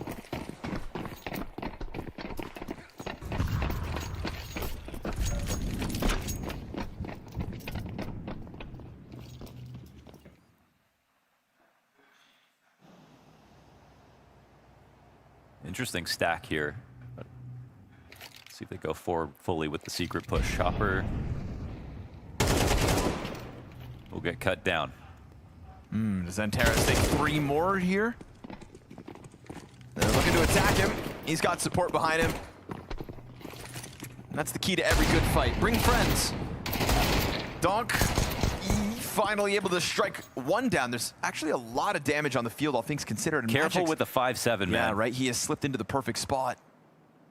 He's thinking about the rotation back. Deep in credit card. Xanteras, are you going to molly this? No. But that would be crazy. Oh, there goes Wicadia. That was one of the 2 low health bars. Fire burns Magic's down to a measly 17 health. So it's looking like they've gotten through it. Now, if Donk can do something insane off this ladder, it's really what they're banking on. Xanteras plays it extra safe. Oh, Zontic's got a kill. Woxic. That allows Donk to get out of Squeaky. He picks up an AK. No. The AK is everything because he also hears the lobby player running. He can. First it's going to be about dealing with Xanteras, and then they can try to get onto the bomb site. Now there's no kit for them. No, this is unreal. He's gonna milk this situation. He could find both players front sight, but he fires. Madger's then given enough time to reposition. No kit. No kit is huge here for Spirit to have to deal with, and it's too far gone. Oh, no instant headshot fight here. Well played by Madger. Close situation, and Donk will get the last kill as well. I mean, that's about getting as much out of that spot as you can for Spirit. 5 deaths is pretty huge on a round where you're fully saving, and definitely a little scare. Xanteras let Zontix get a kill. Yeah. That main Mac 10 peak.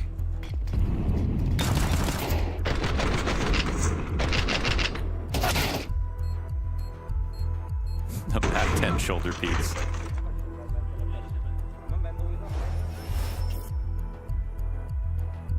Disaster averted, and then that was also like Anubis. Had actually many rounds like that, but Eternal Fire kept surviving.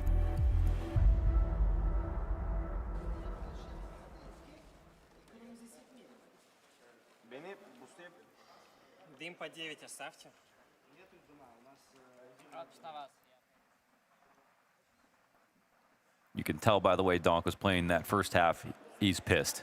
I'm expecting him to swing. Nobody is swinging wider than him even. You know, for as many steps as he takes before jiggling anything, like there's not a single player that does that right now.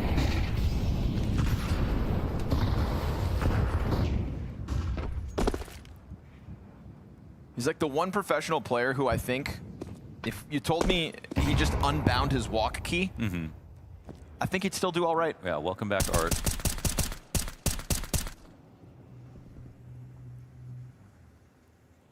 Bunch of bodies jumbled up behind red box, and honestly, Shiro's op could end up being critical in round 16.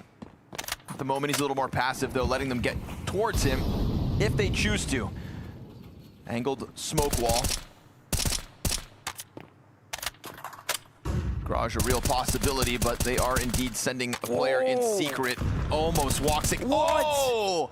Not so much an almost. Did Woxic hang out a little too long too? Perhaps. Oh, he saw that as well. Oh, don't let. Yeah, right now, man. And Shiro's been waiting and waiting. And as he waits, they walk away. Donk loses the second fight. Good flashbang into main. Then contact on silos. Player out from hut. It's clean. Chopper's pinned against the wall. Needs a little bit of an assistance, and nobody's close enough to help him. It's Zontix into a lobby push, and Shiro still relegated to the lower site. Yeah, they want to make this a longer round now. But unless Zontix goes squeaky side, it's going to be hard for Shiro to get out of the vent without just taking a risk. Wicadia up in the heavens. Ooh, they're both watching, though. Both watching. Oh! And that just allows for the hut peek. Santeras doesn't bite as he sees the barrel come out. Wide swing from the vent out of nowhere. Oh my Shiro God. swings. He had like a sense that that was how Santeras was going to scale. That works out really well for Spirit. And they'll get 11 off this round. I think it's a close call that Eternal Fire could have won, but Spirit played it quite well. Yeah, he's kind of floating. Yeah, he didn't just keep going No, across, right? no. It's like he probably got scared. Up in hand, moving slowly, getting hit down 89. I think there was a bit of a transition there too in Eternal Fire's post plant where the upper player starts walking back towards heaven as Santeras takes Squeaky control from him. There was like a second where they're both watching Squeaky. Yes, yes. And then for a second, neither's watching Hut by extension. Yeah. And that is when Zontic strikes, so. That's a good point. Hey, money's not great though. Oh, and the pop looks like it could be perfectly timed. A-site player falls with nothing. Alone for now as well. Double volley up in heaven. Yeah, that'll keep Zontix out of the equation, so well-timed. Hyper-aggressive no move from Eternal Fire. Oh, this is pretty nice for Chopper, but... Obviously, here's Madger jumping around back in T-spawn. They're going to boost a player up into the rafters at the same time. That deep peek into heaven as the fire stops burning, but it's a lost duel. And this could very well draw that next player from spawn. Oh, they missed the volley in heaven! No, they're opening the door for Spirit to rob this back. Bomb at the halfway point. Still, again, no kit. And no kit with no success on that heaven retake. It's going to give the round to Eternal Fire. But those sorts of mistakes on a true full buy round could very well cost them a chance at this comeback. Yeah, and hey, great attack, but oh, they lose all their guns now. Woxic dies as well. Chopper, last man standing. And this is pretty bad for the Eternal Fire economy, actually. We've got, 2 rounds with 5 deaths. The A-pop is the right call. The execution's perfect, and they catch the anchor blind. They could have paid for this molly up in heaven, but they didn't. That's definitely what's most important. And also, Major doesn't freak out when he's rotating inner. He's still holding for the ramp push. And they've already had something weird happen inside of Squeaky. Fast cross outside. I think Donk saw someone jumping too, in fact. Yeah, that's numbers called. And Donk, he's been happy to go for these fights all map long. Dude, credit to Eternal Fire, man. They're keeping up on aim. He's at best getting 1 in a lot of these spots. Versus most teams, he gets 3. So. And the tale of 2024 is that the only person who on an individual level can hold back Donk was Nico. Yeah. But this is still Donk clearly getting some clean kills, but being somewhat muzzled by the Eternal Fire camp. This is it's not enough to scare Zontix back, and with full info, it looks like the CT is going to get cozy upstairs. Still, it's only an MP9 back of the site. He's got an incendiary, but now he can't pull it out. He knows they're getting too close. Oh, and he drops the ball. Magix has been struggling to get kills from the back of that site 2 rounds in a row now. He's got Chopper to lean on, fortunately for Spirit. Oh, he'll get spotted. Yeesh, not a good duel for the SMG, or never mind, it's broken. That nerf is coming, I'm telling you. My goodness, Zontix. Shiro's gonna find a back turn to him. Okay, not the cleanest, but he gets there. Madger into the 1v3. Does his SMG look as good?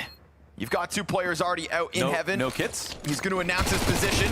Don't think Magic's had one, so peeling Zontix off the play is huge. And he's got a second, but Chopper's going to get him. Back to the bomb with time. No kits, a problem for Spirit. This time, though, they move fast enough, and that's the 12th round secured. 8 map points was not enough on Anubis. They will have 6 to close out Nuke. Yeah, I think one of the differences is, Spirit got the 12 right away, and then it was a comeback where they just couldn't win a single round. Now they're winning rounds in the middle with their lead on both halves. That's such a ridiculous. Yeah. MP9 will get nerfed, mark my words. That is like, the accuracy at range is so absurd. Last map, we had Eternal Fire by 5 MP9s and no utility. Yep. Because that's how good it can be. With the price, the kill reward, and its distance ability, yeah. But first, we'll rework the FAMAS. Yeah, at least that came. We have a noob tube on the field. Magix, who has struggled to get a single kill in multiple A-holds, says screw it. What'd you call him? Shotgun out. Looking to get tubular with the XM1014. Let's shred the gnar, man. Chop!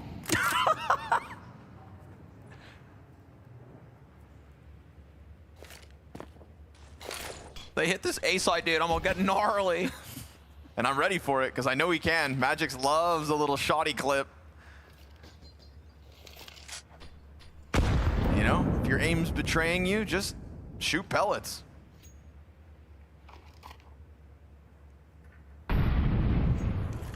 "55 seconds, this quiet approach from Eternal Fire banks down to a single smoke on Xantares. You'd assume it goes on main.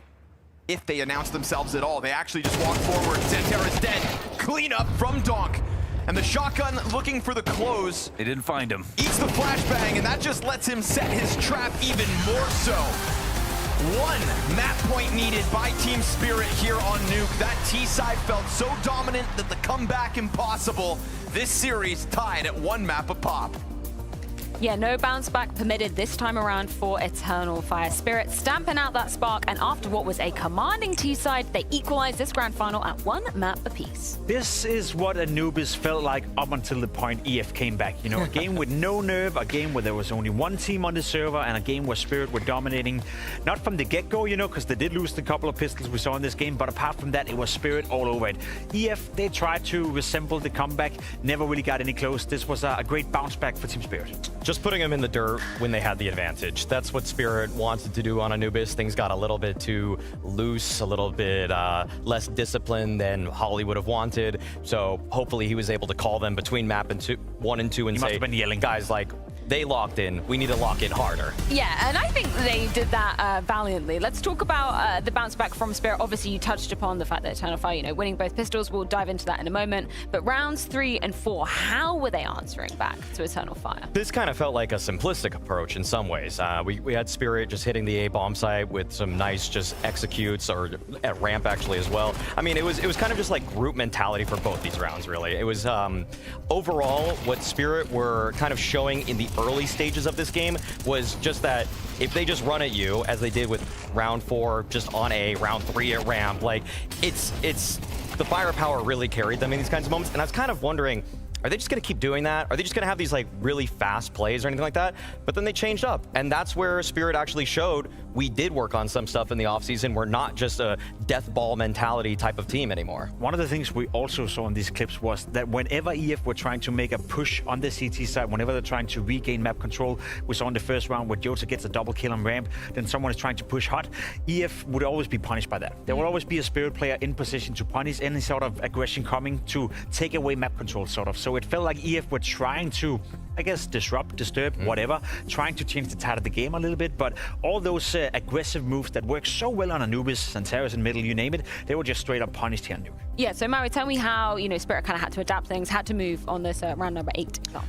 Well, this is where they actually showed more of their hand, because what was kind of a death ball for the first few gun rounds, this time around, they send Donk on this solo mission, but he just goes 1 for 1, and you see that Chopper is able to slink his way into hell. It pauses for about 30 seconds, and then he finds time to strike. This is the type of misdirection that you get from the better teams, the elite teams in the world, with great IGLs, great calling. Even though Zontix isn't able to punish, they still have their players in the right pieces, and Chopper and Shiro are able to just clean things up at the late round of this situation.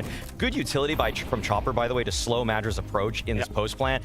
All in all, this was just like great macro understanding, even when they're apart, showing just a diversity where it's like death ball some rounds, split up default in others. A game of information, a game where Spirit always knew what they wanted to do, they always knew where the EF players were at, and they always knew how to punish them. A couple of great rounds to showcase that, and unfortunately for EF, they never could get it going on the CT. I think the scoreline looks even rougher for the side of Eternal Fire when we consider they won both the pistols on both halves, right? And they converted both the pistols. Yes. Well, they came in hot right here, you know, to win the pistol after coming back on on Anubis the way they did. You could think to yourself, with Xantares having such a strong start right here, doing such a good job, backed up by Voxic, backed up by Arcadia, Would that be enough to completely destroy Spirit? But no. A couple of easy, transitions into the second round. They convert, but from this moment onwards, like we just saw, they had nothing to offer on the CT side. You think to yourself, can they pull off another comeback? That would be the 4th map in a row when you consider the G2 game as well. They win the pistol, they win the follow-up round, they even win the 3rd round as well, because this was a force buy coming in for Spirit. But again, this time around, I think you're right, Maui, when you said that Hallie probably would have spoken to the Spirit players and said, stop throwing, stop losing, stop doing whatever you're doing when you're leading big time, and just finish the game and move on. Yeah, totally makes sense. Any thoughts, Mari? Just that Eternal Fire, by losing in this fashion to Spirit, it almost shows the levels ahead that Spirit is of any other team, because Spirit was able to handle G2 on this map. So thinking about what we consider elite teams, I think Spirit might just be demonstrating to everybody it's a super elite that they're actually the sole occupant of. Yeah, obviously we saw Donk bouncing back massively. That started from basically the get-go in this first half of Nuke. Loving to get to see that from him, considering, he went a little bit quiet in the tail end of Anubis. In all honesty, that's very important for Spirit, very important for Donk. We saw him leave the studio, we saw him leave the stage after that Anubis game, feeling visibly very frustrated, unwell, mad, sad, however you want to appreciate it. He didn't have a single kill in overtime on Anubis, so part of the reason was that he probably felt like he let the team down. So for him to come in and find instant impact on the T side, I know on a scoreboard we've seen better performances from Donk, but I think the impact on the T side, the entering, the spacing, everything he did was just almost to perfection. Man, just every time he takes a fight, it's just a crouch slide. Every single time it's a donk slide. There's no time where he's just counter strafing and just shooting. No. Every time he just backwards strafes away from the angle. Like the most annoying player to play against. Just to keep on the donk train and the donk conversation for a little bit, I said it in the green room as well, but it does feel like Donk is so much better at aiming than anyone, that he can afford to do the wide swings at all times. But I'd almost say when you watch a POV of Donk and you think to yourself, is it a good idea to wide swing right here? Is it a bad idea? More often than not, you find yourself saying that's a bad idea unless you're Donk. So he relies so much on that aim. The second he loses 5-10% of that aiming capacity, that's when you can punish him. Hey, and I think there's not many conversations in order to tear down Donk today, but that is a real possibility for the future that's worth understanding, that these plays and the amount of times he just kind of takes an untradeable kill right there, that will eventually fall down a little bit. And so that's why we would want to see him evolve his game a little bit more in late rounds. I'm not going to nitpick today too much because he is just dominating, but it's something to keep your eye out for in a couple of years. Was there any point where you felt at all nervous for Spirit in this map? Was this the version of Spirit you expected to turn up from the get-go? In all honesty, no. Probably we should, considering how good EF have been at making the comebacks, and that was the only thing I thought to myself. I had the same feeling on Anubis. There's no way they come back, and there's no way you make a comeback when you're down 12-4. You're playing CT side on Anubis. I felt the same here in Nuke, and this time around, I guess we'll restore back to normality.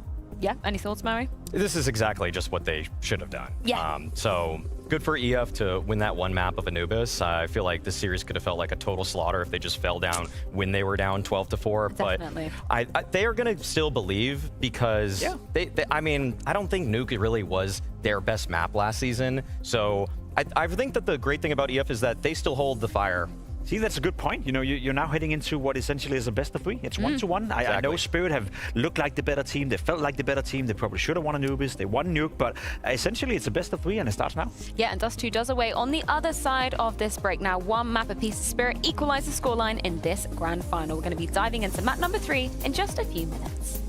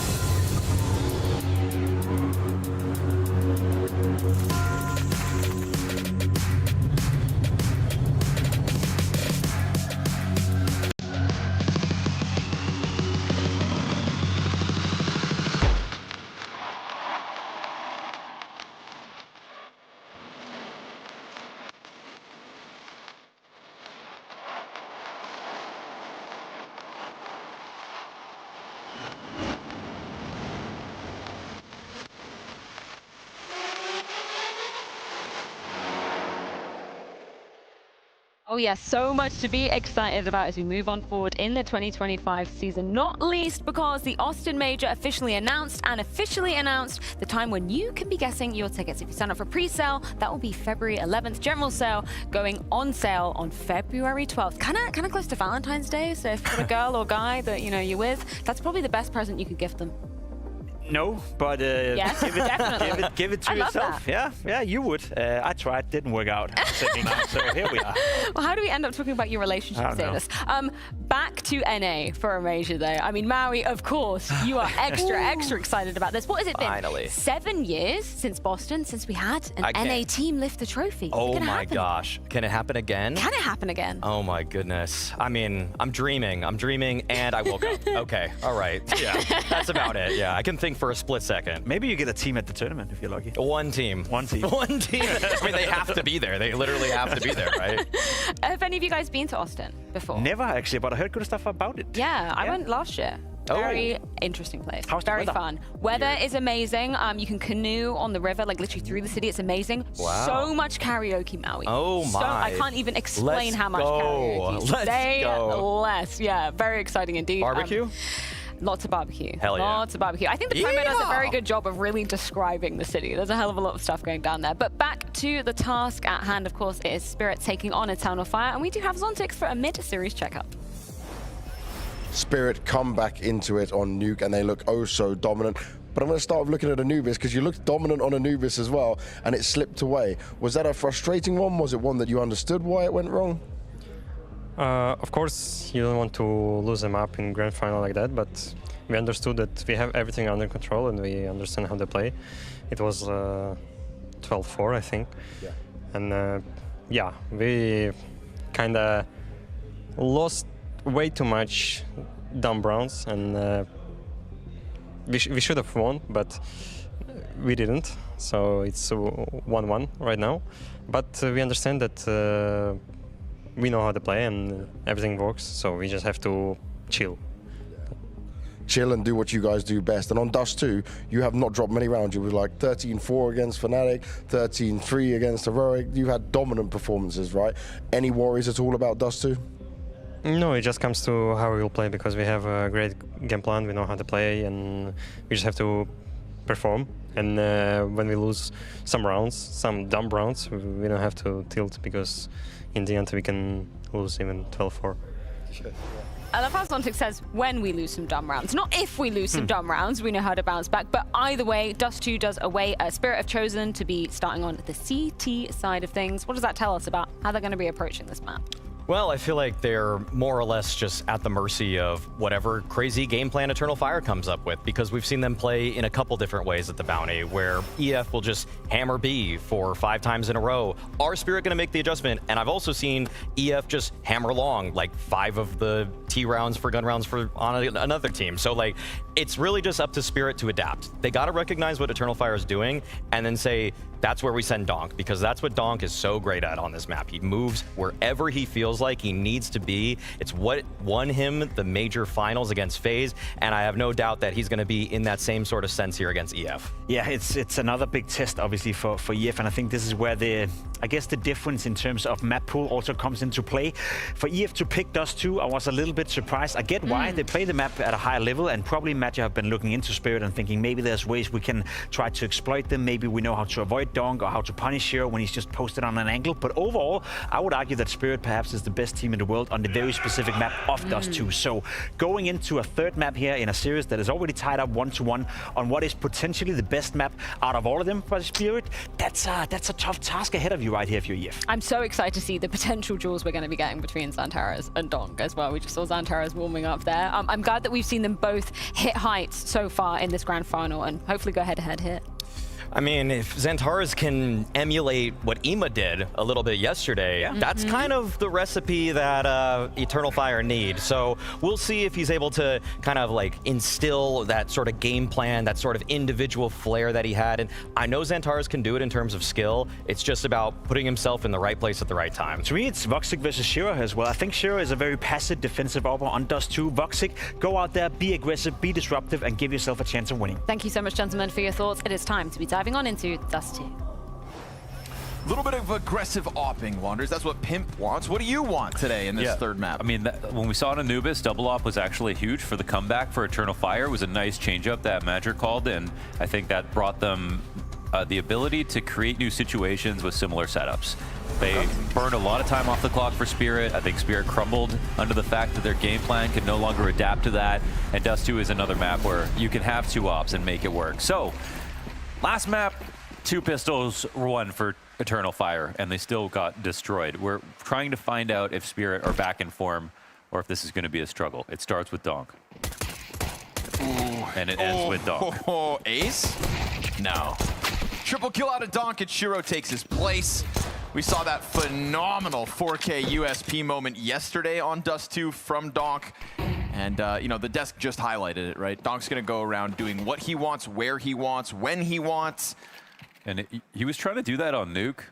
I mean, they still crushed on the map, but they were at least getting him without him getting 2Ks and things. Sure. I mean, this is like, honestly, one of the rarer multis in the series so far for Donk. So, good clean one, but I feel like he's still angry. Yeah, I mean, I think he was angry after map 1, a little frustrated even after Nuke, and I feel like he's going to be swinging even harder now. Yeah, because I feel like the frustrations he walked into Nuke with, like you're saying, with a lack of multi-frags, he couldn't get it all out. Yeah. He's still pent up, that teenage angst. But if I told you he was coming into this third map as only the 3rd highest rated player on Spirit, I mean, it's a pretty average day. If anything, you know, below average day. Yeah, it's disappointing in that regard that Donk hasn't been able to step forth. Well, he's old now. You know, time is limited. Yeah, the knees, they go first. Do they? I don't know. I'm not old. If Zontix is shooting you. 1.06 for Donk entering Dust 2. Noob. The old chopper armored USP makes an appearance. Blackstone. Nobody gets the right, you know. North America does. Yeah, you have to have But you're allowed to make these references. It is the 10th anniversary of the iBuyPower bans. That's right. So it's relevant because it's all swag clips that you're mentioning. Steel gets unbanned in like 2 days, I think. Wow. What if Valve just said, kidding, and added 5 more? That's not funny. No, it's not funny at all. Please, God, don't. By God, I mean Gaben. Glock. Double kill. Magic's right here. Good nade out of Chopper. As you would expect. If Eternal Fire have a fight to offer us on Dust 2, it ain't coming out of the back of 5 Glocks. Yeah. Yeah. I think our new god is Min Lee. Our new god is Min Lee. I mean, Lee. it was he's an old god as well. Yep. Made his debut appearance at the HLTV Awards. And he recently tweeted, "How come Simple isn't on Navi? Did he get injured?" He said he only started watching the pro scene just a few months ago. Okay, Woxic in with the entry. Nate goes deep into the pack. Magic's bringing 1 down with him, but that is numbers confirmed, of course, for Spirit. Everybody's there. Prime for the taken. As Shiro peels away. It is a shame about Simple's injury, though. Yeah? Yeah, he broke his ego. Himself? Yeah. He'll come back. We're waiting. We're all waiting. Yeah. We're all waiting. If Device can come back and start the year like he did. He's on that list. You know? You know, he's on that list of players who waiting.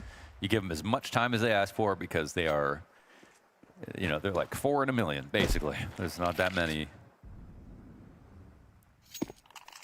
Okay. Low HP bars, B-site, you know, Zontix is, I mean, he's only got the MP9 in this spot, but it's actually kind of scary for Eternal Fire. Woxic's going to make contact, but that could mean death. Easy. And the CTs will start to move. Oh, no. Oh, I thought Eternal Fire were going to wait the smoke out. That was their best chance. But now they've foregone that timing, and Zontix is going to get real comfortable on the side of the site. Donk, once he clears Cat, surely they start to move over to B. Still far, though. Way too far to really give Zontix any kind of help. He'll have to do something. Oh, perfect timing slide out. Second kill on Jota. I mean, Zontix really just going above and beyond at this point. Magic's going to challenge into mid. Yes. Oh, that was Spots Shiro. almost so good. If only he had gotten the headshot. Donk hot on your heels. And that's going to be 2 alive as Spirit nab a 3rd. That was almost a play for sure. I like that Zontix mentioned in the mid-match interview that when we lose, dumb silly rounds, yeah. Not an if, but a when. I think that's, you know, you can look at that and go, that's kind of funny, but it's also quite like serious. You have to expect for things to go wrong. Of course, yeah. When you play this many rounds of Counter-Strike versus really good teams. You know, you can't really moan about some of the ways you die in these positions. No. Like if you watched every Modesty kill, you'd feel terrible for his opponents. You know, it's gonna happen. It goes beyond Counter-Strike, but it's just this mantra that you can't control when bad things happen. You can't control how you react to them, more or less. You know, and I think that's why the add-on statement to when he said, when we lose dumb rounds, we just have to make sure we don't tilt. It's like, that's the part that you're in control of. And I think it's a part that Hallie maybe kind of plays into a strength. Yeah, maybe. I mean, last year they had similar issues just once in a while, you know, so I don't know who. I think, honestly, it's just overall such a young team. That's going to be something that happens. Oh my God, baby. Shots like that. But it cues up Shiro to have a nice little moment here, a little bit of extra pressure on him, and he'll show you what he's got to offer tonight. 7-1. What, a little M4? Sprinkled into this one. Santera's 1v4 attempt already surrounded as Zontix was about to start climbing up the catwalk. Shiro, beautiful hold. No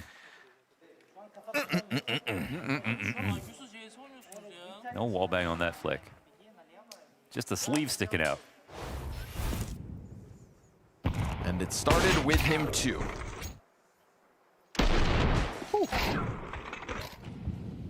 Help the field for Chopper. You see shots like all these shots in this game, it's like, you know, you're gonna die in tough ways.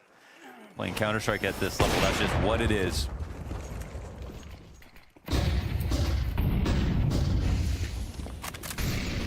All right, man. Eternal Fire, let's see if we can get back into the game.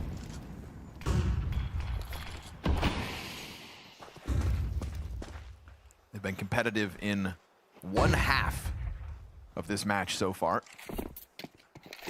A beautiful comeback it was.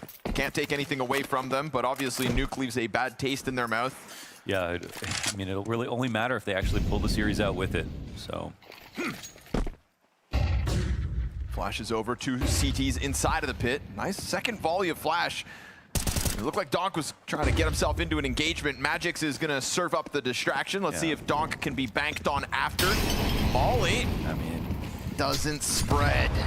And they still don't know about Donk, so they're gonna keep fighting tooth and nail, but he steps in. They can't hear it. Yeah, they're spamming so much. Oh my God. Oh, Donk, what are you gonna do about it? Woxic's gotten one. Donk doubles down, turns back towards long. They're still just hoping that the smoke will deny him a triple, with Cadian now looking to come deal with him. And Donk switching out rifles will finish with Cadia. Triple kill from pit for Donk. So clean. Did he use all his ammo there too? Owned. Damn. They honestly could have even crushed that round further. Donk had vision. As the smoke push came out, the full bait setup works beautifully here. You almost never see this out of Spirit, so I'm not surprised that Eternal Fire weren't ready for it. And even after the first 2 kills, it wasn't even a thought in their mind. I mean, they just had fights on both sides. Nice! Crazy clean.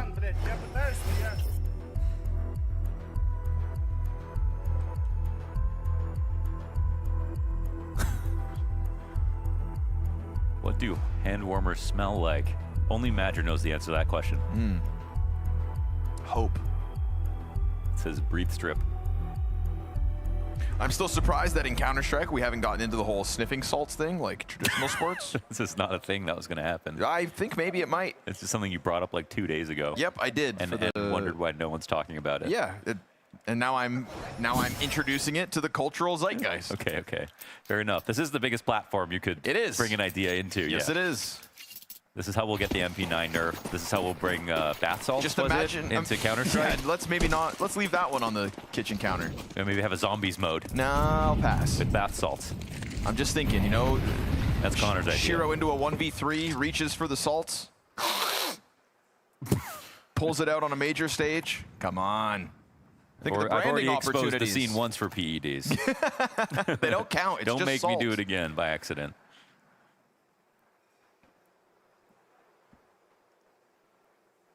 Yeah, man, you're such a narc. It's an accident, okay?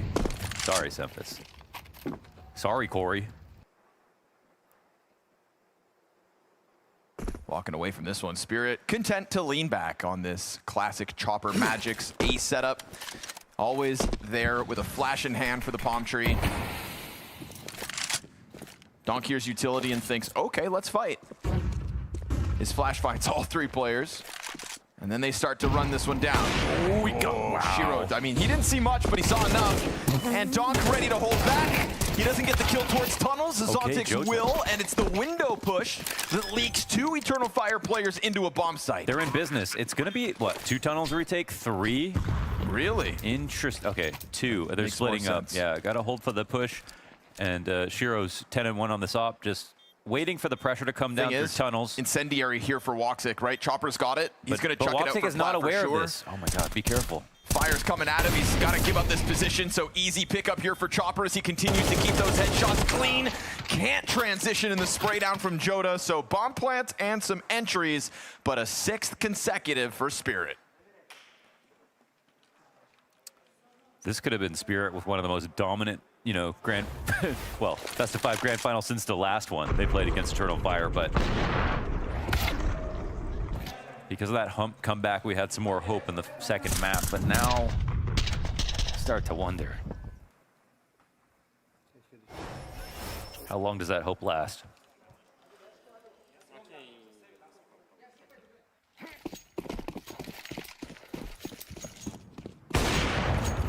That might come back to help. There Terra's routing quickly for an entry here. Magix peels away. 5 long. Full tunnels clear instantly. And, you know, you could be onto something because there are narrow margins for these attacks. Zontix will be retaking with 27 health. Wow, look how actively Spirit are playing. I mean, they have full information now. Yep. There is no mystery about round 7 as far as Spirit are concerned, so it'll boil down to the shots. Another smoke, and that puts 3 along the wall. Inching ever closer. A couple more flashbangs go out. Nobody's shooting, though. You have to space out these nades to make those smokes expire.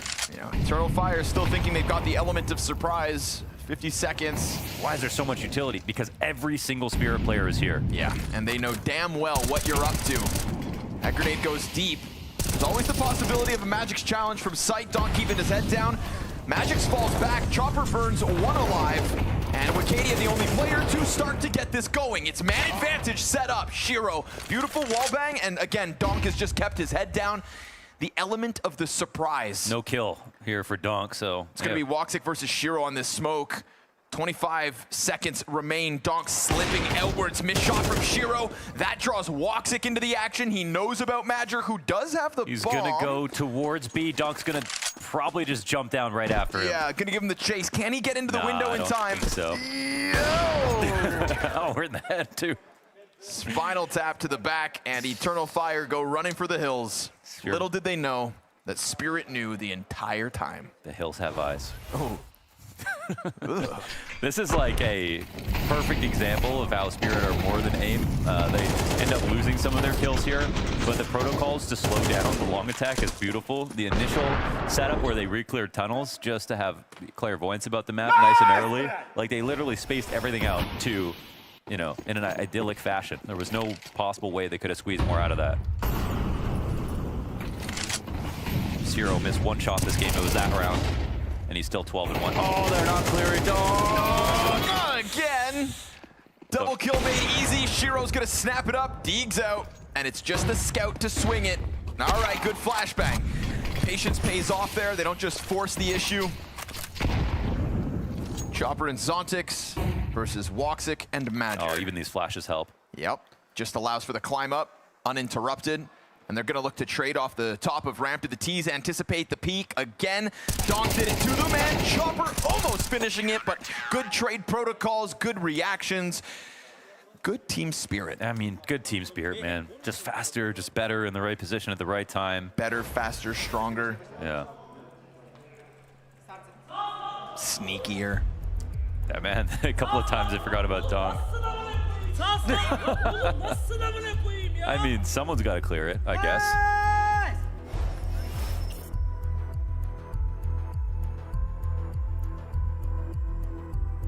Not really sure you can get mad at anyone in that situation. If you're second in. You can get mad at Donk. True. You little... Curse you! Why I oughta... Enough of that meddling kid.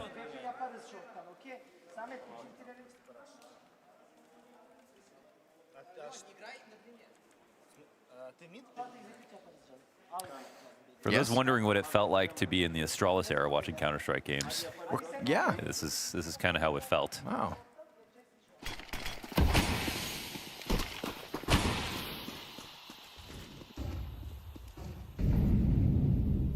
Like even FaZe and Navi, who are the two best other teams maybe, you know, in the beginning of the year in the first half, none of their wins were ever this clean, you know. They'd win the games, but the dominance when Spirit are on point, it's pretty much unmatched. G2's wins were miracles, amazing games to watch, but the cleanliness, it's immaculate for Spirit, man. I think it'd really be a testament to their abilities if they could also just sprinkle in a flawless map in a best-of-5 finals. Mm-hmm. You know, would a 13-0 on Dust 2 make up for your inability to close Anubis? That's a question the internet can debate. Yeah. But certainly a statement as Mirage waits in the wings. And again, I like how Spirit play the A site because they don't usually commit to long, like going into the pit, which is maybe something Eternal Fire were expecting. But this allows them to play Goose and play 2 towards the A site, and then just have their car player who ops or rifles just go back and check on long every once in a while just for a lurk. So it's a perfect setup once again. I don't know how they knew this.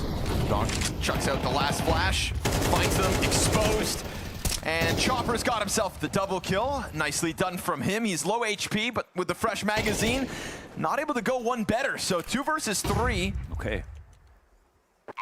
They're in business. They did hear Shiro running. I think they know that he'll be going long.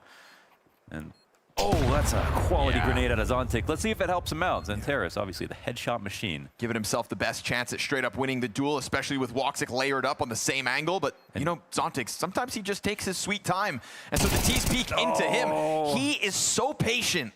And now Shiro's going to start getting active, and he's not even needed. Zontic just dismantles this post play. They didn't need to move. Nope. Xanteris, they had a high-low stack with a bomb planted for them, and the only way they could have lost that. I was thinking Zontic will die in this spot because eventually he has to come. Right. And if he goes into a vertical stack, one of his issues is that he jiggles everything. So, you know, he could have gotten tagged down to 20 HP, but Xanteris gave him the only way he could have won that round. It's like a moment in a negotiation where some people just can't sit in silence. Yeah, definitely. You know, and that's one of those instances where they weren't as comfortable as Zontic's in the waiting game. That's kind of, you know, that's sort of, I don't know if there's a real justification there when the bomb's planted for your position.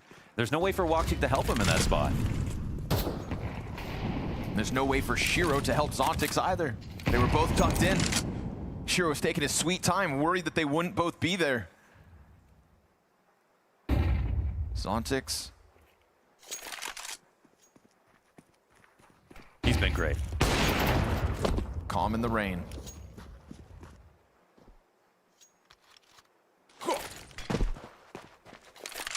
Eternal Fire looking for 1 round.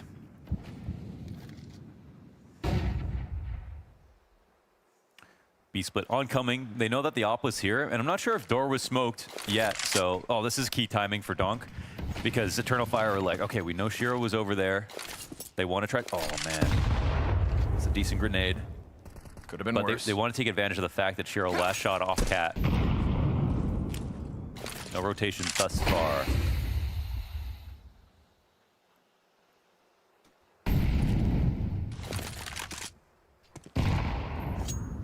Found something interesting, but for the moment, Spirit have to believe they can still beat Cat. Oh, Donk continues the spray. Won't be able to body bag a second. Chopper, time to shine. Ooh, gets the dink off. So there's been a ton of damage done. Scout trying to hold flank.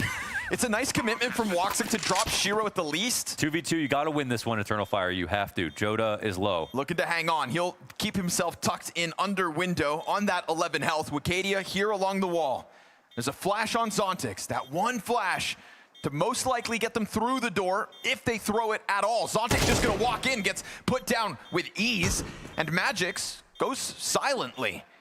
Waiting and waiting as Wicadia's position's well known. Swap out, and Wicadia, you could just stay stuck in. Magic's gonna peek in with nothing, and it's not at least a 13-0. Yes, they do survive. At least grab one round. I mean, in reality, we know they just need 3.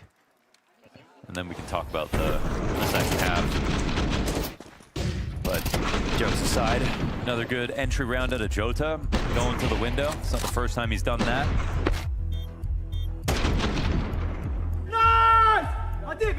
And Wicadia does an excellent job playing active in that spot with his teammate low.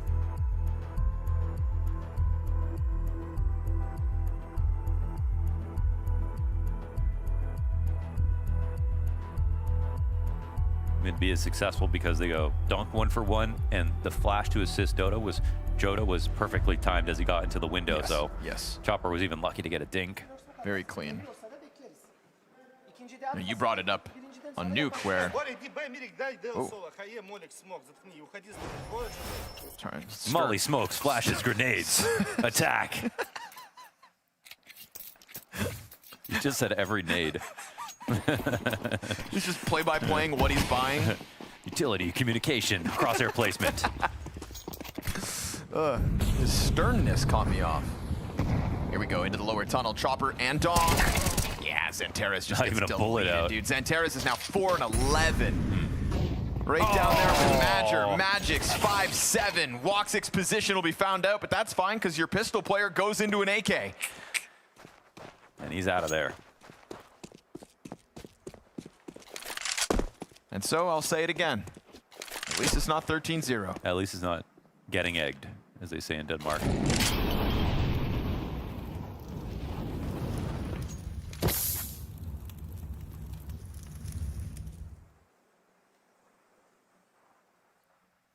No one here to find on this quiet hunt for an early fight.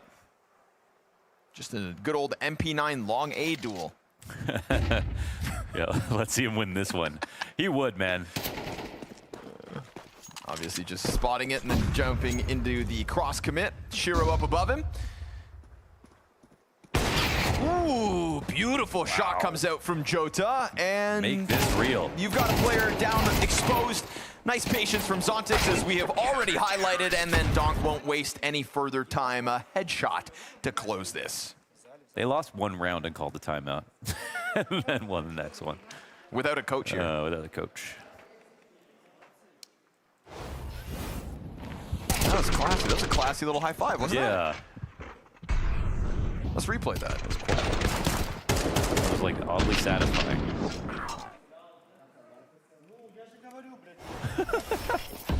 All right, 1 round to go in this half, Connor. Don't laugh This at is one of them. the most one-sided games. It will be We the most... really blew our load in the first map.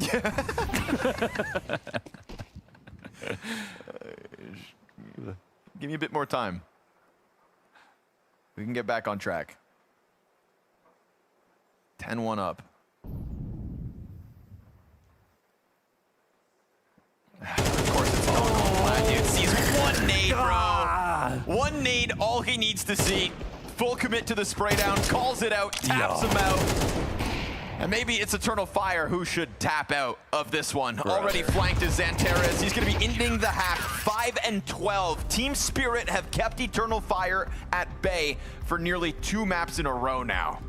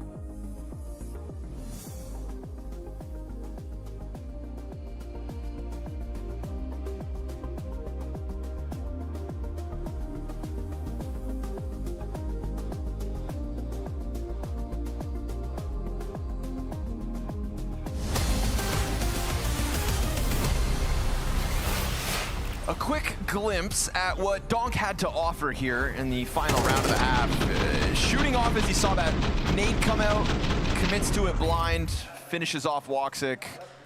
Shooting, rootin', tootin'. Obviously, guy with a perfect spray in the exact right position for a full B exec. And a tap. And that's like this game, man. Like the 2 times that Eternal Fire went for long control, full commit, they doubled up in pit or had someone or donked against the wall. Yeah. Every other time that they slow walked out, they had someone at car come in to check the flank. They were ready for every particular situation, and this was just another example.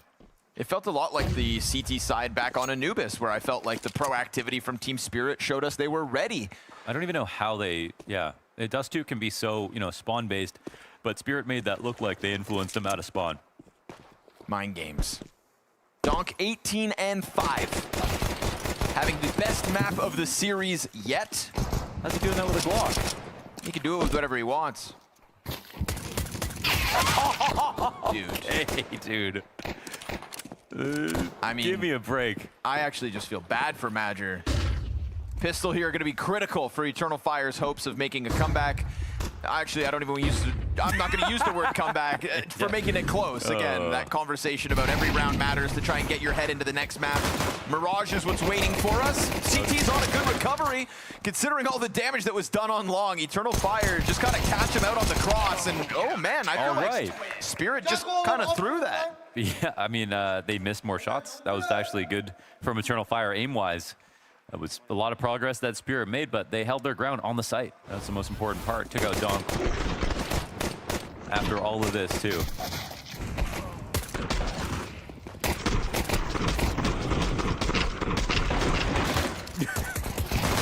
That is slow motion was like 10 seconds, yeah. That's kind of unfair. Yeah, there were unfair. Some shots that got missed. All right, let's gear up for another comeback, folks. 1 Deeg on the field in the hands of Donk.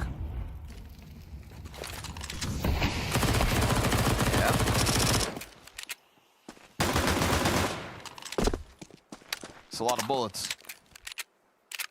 But they're free. Use them.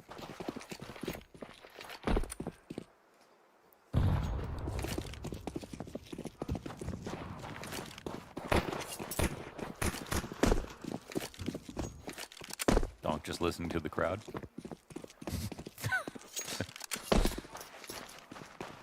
Donk, donk, donk, donk. It's just Maui Snake waiting off stage. There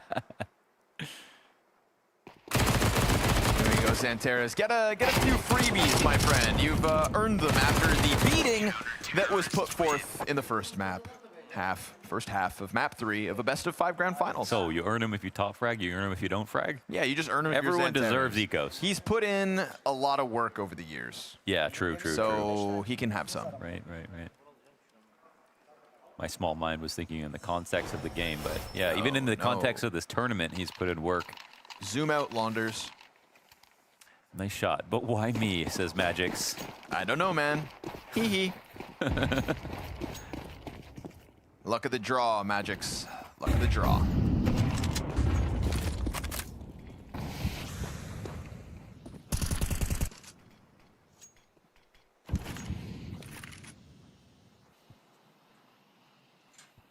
(13-6), the lowest score that Eternal Fire has ever had versus Spirit in a BO5 Grand Finals across the 2. Just happened on Nuke.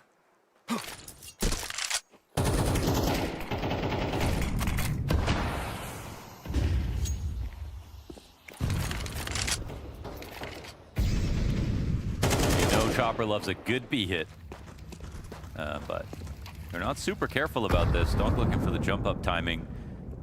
Can happen sometimes inside the molly, but no one there to fight. Santeras will have to help out mid B if they're going to survive this round.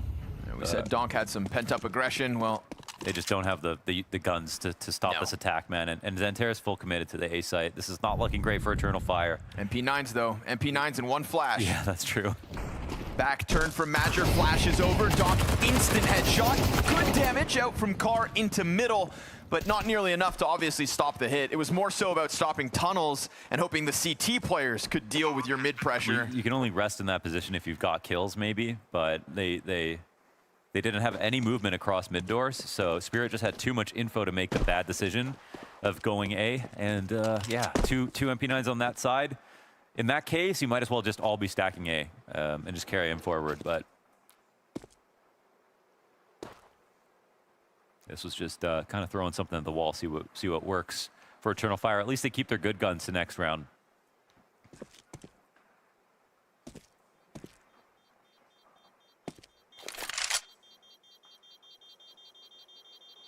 Shiro cracking jokes. Just trying to keep himself entertained. It's like Dust 2 now at this point, nothing but a technicality to wrap up. This was, for the record, second map pick of Eternal Fire from Anubis to Dust 2.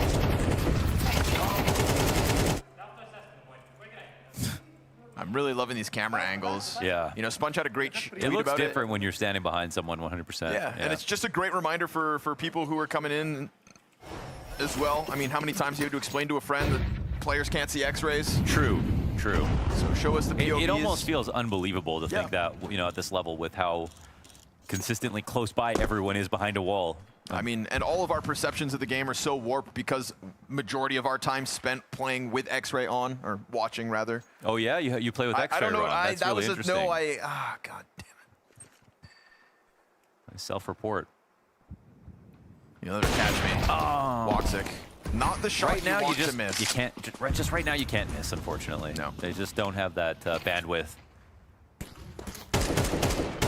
Little flat duel queued Oh my up. goodness. Can't be jumping with a smoke like that. Oh, It it just totally scared him. gets Zontix's finish of the kill made way too easy. Smoke ahead of the 3.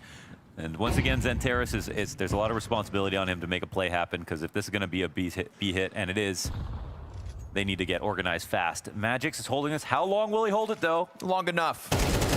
But he doesn't get the kill. Joda finds a bit of contact. That's the 4v4 found back, and can't be understated. That early damage into Chopper and Zontix. Overstated. Exactly. This is kind of surprising Spirit aren't going, though. Like, if there was a better time to go, I guess it leaves it open that they could be taking long. But look at this, man. They've been so Eternal silent. Fire still have not moved. Yeah, they've been Guys, so silent. you just pushed long. The whole entire time, Spirit not making noise, and oof. Madger's tough map gets rougher. 2 and 15 is where it looks like this one will end for him. 3 versus 4, retake of the B-bomb site demanded of Eternal Fire. Their second map pick not going nearly as well as the first. The Anubis comeback, the only half that Eternal Fire have found themselves competitive in the 3 maps of play so far. And this retake will remain shut out. Team Spirit took that Anubis loss personally and have made sure to put all of the distance possible between them and EF as the series goes on. This the most lopsided outcome of our best of 5 yet. Things going from bad to worse for Eternal Fire, not only losing out on their map choice into this grand final, but being completely blown out of the water. As Connor aptly said, this is the most dominant victory we've seen Spirit having over Eternal Fire all series long. Yeah, it's been quite a stark contrast from what we started off this series with. Anubis, an absolute fantastic matchup, great comeback from EF. Now we had 2 maps in a row where Dust 2 as well felt that there was no nerve in the game. I can appreciate Spirit playing incredibly well on that CT side. I think there was a lot of great moments, a lot of great individual display, and a great understanding of where to place Donk on that map, which we'll get back to. But overall, it felt like a game with no nerve at all. It feels just so deflating for Eternal Fire. To see them come back in the way that they did in so many of the maps, I held out a little bit of faith that there would be some sort of resurgence, but it unfortunately never came, just like Nuke. So it's been a tough series for them. Okay, let's look at the highlights, though, from this map. I know it was an incredibly fast one, but Shiro, he really turned up to Dust 2 today. Yeah, I spoke about him. You know, I would love to see some aggressive opping coming out from Shiro, and I think we saw some semi-aggression. He was not afraid to take peeks, not afraid to go deep with the peeks as well, as you see right here. Shiro is just becoming this turret that you place in a certain position and he will hit the shots. If he's not flashed off, if he's not smoked up, if he's not standing on the top of a Molotov, he will hit the shots. And this was a great, great display by Shiro, who accidentally headshot a Matcha right here. The op headshot right there, Pimp. I mean, because this game didn't give me too much to really talk about, let's just, I want to say, if you're headshotting somebody with an op, Do you think that's on purpose? I think that's a mistake. I think that counts as a missed shot. Should we just not count that one? Should we give him another chance? Give Madrid that clutch? Yeah. Okay. Oh, that's so ridiculous. Where there's Shiro, as always, there is a Donk as well. It's basically, you could throw that at any single game we see Spirit playing. Donk is almost certainly going to be showing up for Spirit. This is really the entire CT side game plan of Spirit. It's just try to slot Donk into as many active positions as you possibly can, and you're setting him up practically every single time. You're going to see a highlight package from him here, but at times he's baiting Magics in pit. He's going to spring in action in just a moment, but like they are constantly going for different ideas with Donk as the focal point every single time. It is why I think, Pimp, I'm going to say it. They're the best Dust 2 team in the world. Are there any people that are really going to debate that fact? I don't think so. I think G2 had a debate, you know, when they still had Nico on the lineup. They had a good period of time where they could play Dust 2 at a high level, have even beaten Spirit on the very map, I believe, in Singapore at a grand final. But right now, no. And that's why we also are going to have the conversation later on why we think they ended up picking Dust 2. I like the point that you brought up right here, Mauro, with Donk being all over the place. Because yes, Freya, we're always going to bring up his name. And yes, we know his aim is a quantity of assists. But the fact of the matter is that his highlight package is from A long, it's from A side, it's from B anchoring, it's from B deep, it's from middle.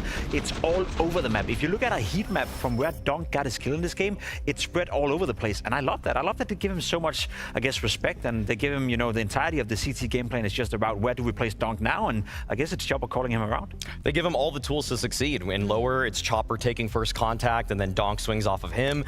On long, he's baiting Magix in the pit. Magix even sending himself up the pit, dying for a bad fight just to sell Donk deep in the pit. Yep. Yeah, every single time. And what was crazy about this game compared to some other Spirit Dust 2s is that I don't even think he was wrong more than twice. I think 10 of those rounds, he was in the exact spot that Eternal Fire chose to attack. Like, I was thinking maybe Eternal Fire are going to go for some really one-note game plan, because they've done that before. They do long, or B, B, B, B, B, B, B. This time around, they tried avoiding him, and he still was there every time. Like, if I just watch this game online, I'm glad it's in a studio. I'm glad it's on LAN. Don't say it. Because... Don't say it.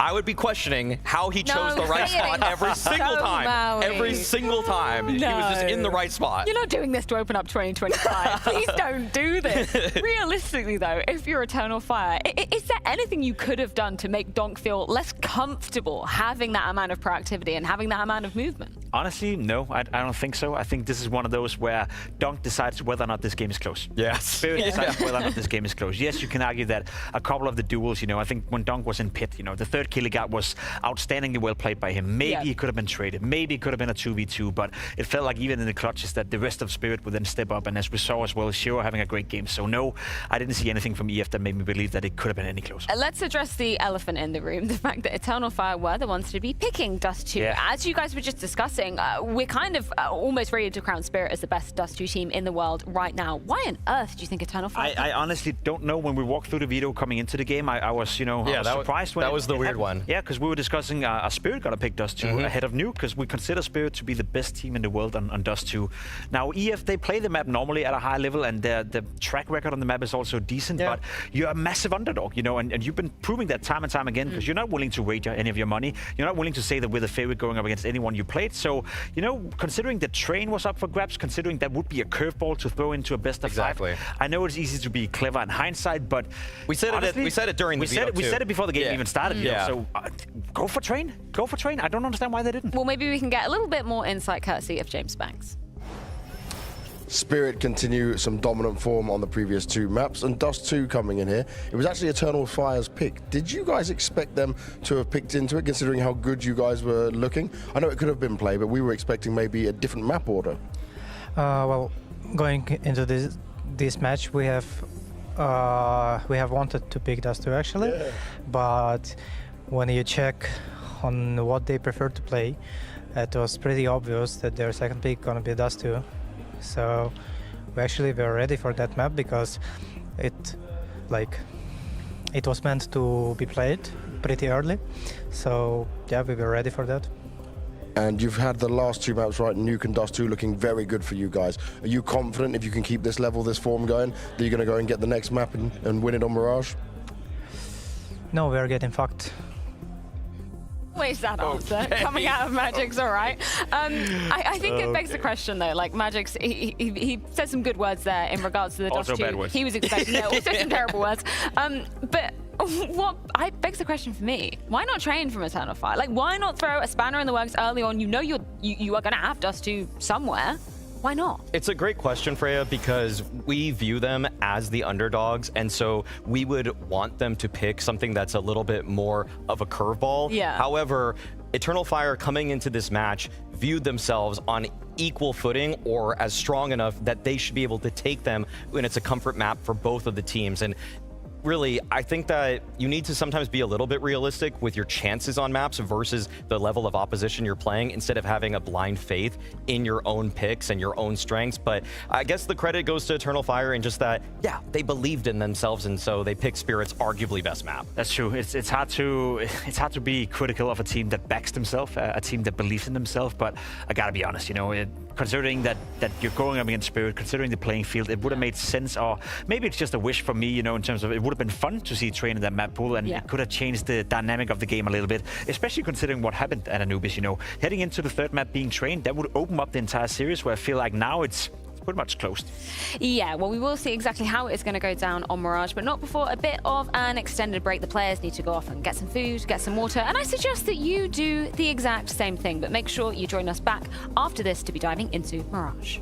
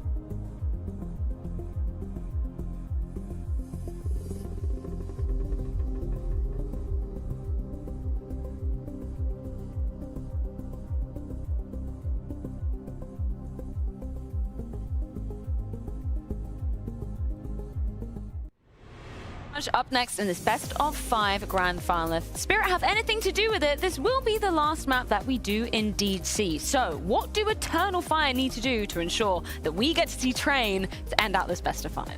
Well, they got to stay active. That's the one thing that I've liked about Eternal Fire on this map. I feel like their defense, when it's at its best, is a defense that's in motion. They're not just sitting on the bomb sites. They're not playing static. They're taking the fights they want to, and they're taking them together. So just concerted efforts for mid fights, Xantars and Jota doing something together towards A. I just want to make sure that they're staying as coordinated as they possibly can, because let's just be honest, they're not going to win on individual firepower head-to-head versus this Spirit today. No, it may sound a bit boring to say, you know, but you're looking towards Xantars to be the playmaker on that CT side. He's playing in the connector position, and you're saying he needs to work together with Jota and A. I would agree with that. I would much rather see Xantars go out and dominate the mid area. I want him to force Spirit to go either A or B and not middle. I want him to shut down the mid area. I want him to dominate from connector, which he's done against pretty much all teams we've seen so far. I hope he can do it against Dunk. I hope he can do it against Spirit, because if Xantars is not dominating that portion of the map, then Spirit have free access to A, B, C, and D bomb site for that map. You just made up 2 more. Is that your take on it? We're playing Valorant now. Oh, no, say it ain't. Say it ain't. It's an important aspect, though, that was brought up, right? When we were talking about Eternal Fire taking on G2, you were saying, you know, there isn't a way in how they win in the firepower department. It's going to be on that team play, which we didn't really get to see Eternal Fire do anything with on that Dust 2, which was their pick. So CT side, what's going to be key? Well, I would also like to see Woxic being a little bit more active, of course, too. I feel like the other thing that I've kind of been hit or miss on, or hot and cold on, is just Wykadia's performances on this map. Him and Madger towards B, I feel like might be a target for some teams. It's not always up to snuff, and Wykadia seems to be a budding star, but I wouldn't classify him as one just yet. So if they do target that B site, which Spirit sometimes does, just out of spawn, they're just going to call a flat-out B hit.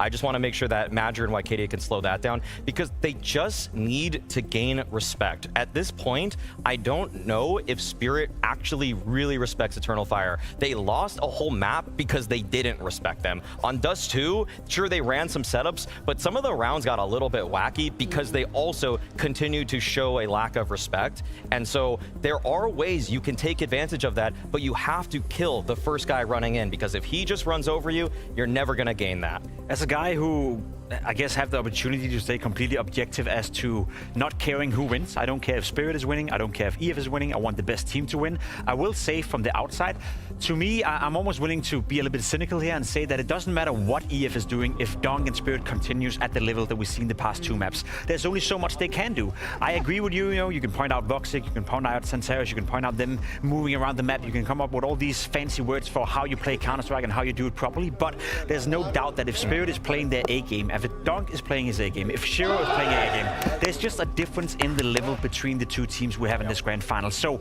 it may sound harsh, but if Spirit wants to win, they will win. So the first step Eternal Fire have to do is to survive the first layer of pressure coming in for Spirit, and if they somehow drop down to the B level, then maybe, just maybe, we have a game.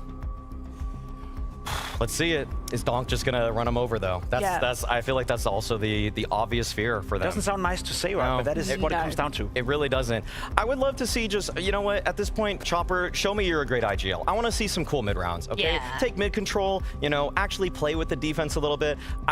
They're gonna use mostly Brawn in this game to find success, but a little bit of brain would at least gain some respect from the nerdier fans, the ones that want to see some cool late rounds. And the production put up a cool little stat right here. Obviously for EF as well, you need more than 3 rounds in the first half to stay alive. Brutal. I know what you did on Anubis, it was fantastic, but let's be honest, EF off to a good start, then maybe we'll have a game. Eyes firmly on Eternal Fire to see if they can push us to that 5th map of Train, but Mirage does wait in the wings. Yes, that's right. I think that the lower third just brought up by production really tells the tale of what has been a struggling evening for Eternal Fire. 3, 2, and 1 rounds in each of the first halves throughout the first 3 maps. Mirage is where they can maybe extend us into the unknown quantity of Train, where who knows what happens. Please give us Train. Who knows what could happen if we get there. But after watching Nuke and Dust 2, it's a massive if. Yeah, man. Train would be incredible. One map helps out a ton. An extended break maybe helps clear the mind here for Eternal Fire. But they've got to break Spirit's confidence. They have to make him scared again. And been a long time since that last happened. Starts by hitting shots. Nothing just yet from Xantares. Feels like Jacob really nailed it with that. If Spirit want to win, they will. Yeah, was that's, a great that's statement. the Astralis era that they, Astralis confidence that they have right now. So right now, what they want is this A site. Xantera is trying to maneuver through the smoke to get away from that push. But they just gives up the site. Yeah, you know? not ideal, right? Especially with Shiro down here behind Xantares. He's going to be found out, but he will bring Zontix with him. Now concerned about Catwalk is Shiro. Not going to be able to stop that ladder climb up with Katie. A beautiful tap from the Berettas. And then he wastes no time trying to go beyond default. Madger will be cleaned up off Cat. Woxic 1v3 demanded of him. And the P2000's going to catch Magix at least. Now, Bomb clearly exposed to the 2 players remaining here for Spirit. He doesn't have a kit, and his 11 health gets whittled down to 7. It is no chance for Woxic, and a pistol round for Spirit as they start another first half strong. Yeah, like their only option there was the guy who was fighting stairs, and you know, when he jumps out of the smoke, that's kind of just what Spirit want. They've even got the lurk into mid here from Shiro to get that frag no matter what goes wrong. So hitting every shot, controlling the whole map, and moving pretty quickly. Spirit doing as Jacob said, and showing that they want to win and then doing it. That just had to be the only conversation that took place between maps 1 and 2, because we know that like if they're prepped and they're aiming, not even like A game, man. I mean, even they're aiming decently well, you know, they can be the best team in the world. So it's gonna be hard to, you know, believe that Eternal Fire can make something of this map until they actually show us some rounds. Got that MP9 buy again. Yeah, what's fair with this, enough. man? It's no nades. It didn't work on Anubis, but hey, it's speaking. That's putting your money where your mouth is. The MP9 is a great weapon. Let's see if they can do it without grenades. No, I do think the MP9 is a great weapon, but I also just think that the MP9 is a greater weapon when you've got a flash to swing. It can be, but you can use people as resources too. Like, say, take this cat player, for example. If there's any kind of bait, flesh bags, then you might get a kind of opportunity. Here we go. Yeah. Damage output is fantastic, considering, but nice flank out from Should have got Chopper. 5 MP9s. He got tagged by that scout. Oh, true. That is 3 of the 4 players wounded. Madger in a tricky position. I fear there's not enough time for him to... Yeah, okay. Maybe if he moves off a little bit. Magic's going to clear that bomb site. That'll activate everybody else to come running on over. Water's warm, boys. Come on in. HP... The HP is low. They did create some opportunities for themselves. You going to queue up this 1v4? No, I just mean to say that the MP9s almost did it. Competitive round. Yes. Competitive round considering no util in the mix, but...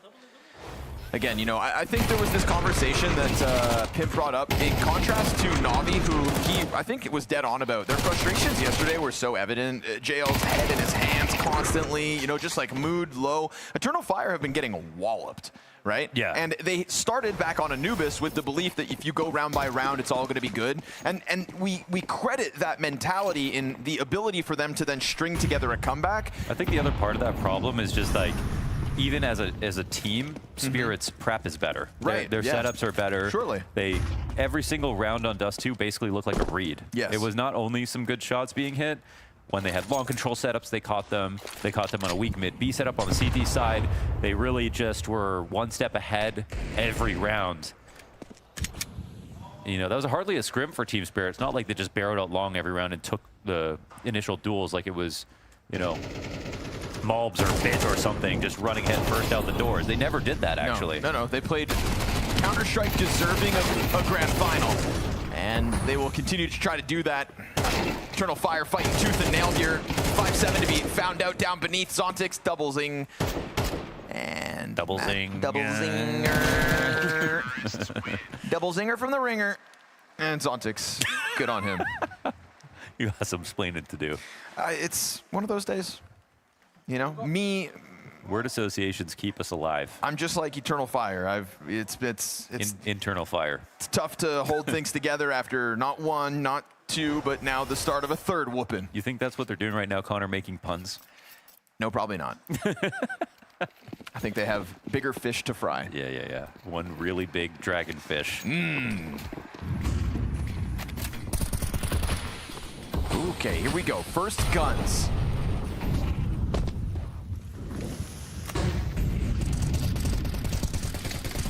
Walks it out here with the AWP. Can't see a damn thing. Oh, Pip made a lot of accounts to click no. Going for the underpass peek. Too many bodies top middle to keep him comfortable. They'll extinguish the fire. Look how fast that is. Not a single point. Oh, actually. Cadia traded. Nicely done here from Donk. He's the one that put out the fire. He's the one that puts down Cadia. But clearly Eternal Fire aren't going to shy away from, at the very least, keeping Woxic on this line. Or, never mind. It's just that, you know, without the cat and not knowing what's happening at top mid, you can't stay here safely. Zontic's getting real close to the mouth of Palace at the moment.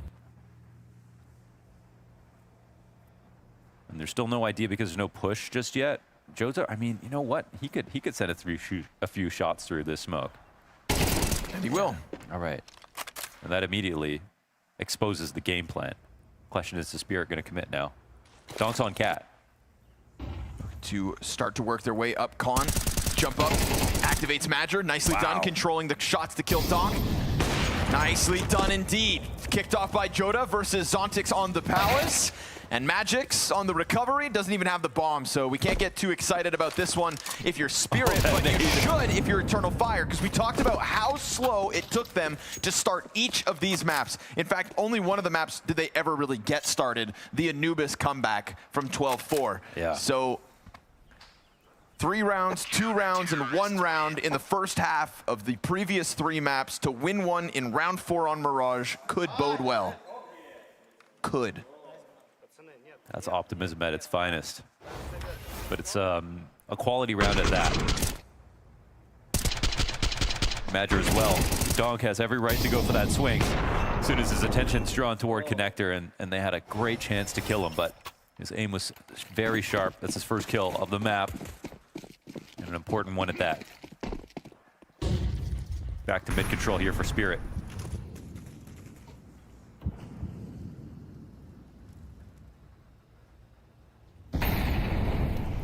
They're just going to walk right into Connector, aren't they? Cadia's in the right spot to try to deal with this, but he's just doesn't missed really the timing. know. Yeah. He's just managed to miss timing. God, they've got this. Wait. Or it gets actually caught out by Woxic. Now, you'll think one slipped up, but will you anticipate Donk as the second? It's Cadia off catwalk dead, so Donk freed up to go back into the jungle fight. Site player sees him. Nicely done from Jota to push out. Xanteras gets a double. And we're starting to see individual levels step up to the level they need to be at if this is ever going to get close. Now we're talking. I mean, that was looking very tricky. We did still have like a double Connector setup, and they were watching the smoke, being careful. So not enough pressure elsewhere as Spirit try to go incognito through their own smoke in Connector. Madger looks to get the final kill as well.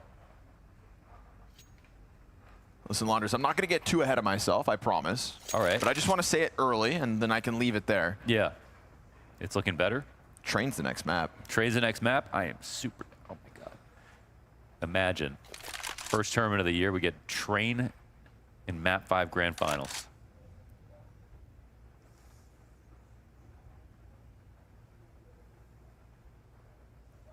In a $300,000 game of Counter-Strike, nonetheless. Yeah, it's a big prize. So it's like, right now, it's like roughly 280 for Spirit, 320 for... Yeah, 310 or 312 for Spirit specifically. Yeah. Okay. Our big brains did all the maths back on the desk. Counter-terrorists win. It's 2 rounds, it's a conversion. Like you mentioned, you know, an extended break in between map 3 and map 4. It is an ability to kind of play into catching your feet when you're in free fall. Help you clear your mind. Xanteras wasting no time with the double kill. So force buy back from Spirit here, looking to hang on to the 3-2 lead early. Shiro kept that op, so with him on an op and Donk on an AK, Spirit think they have a chance.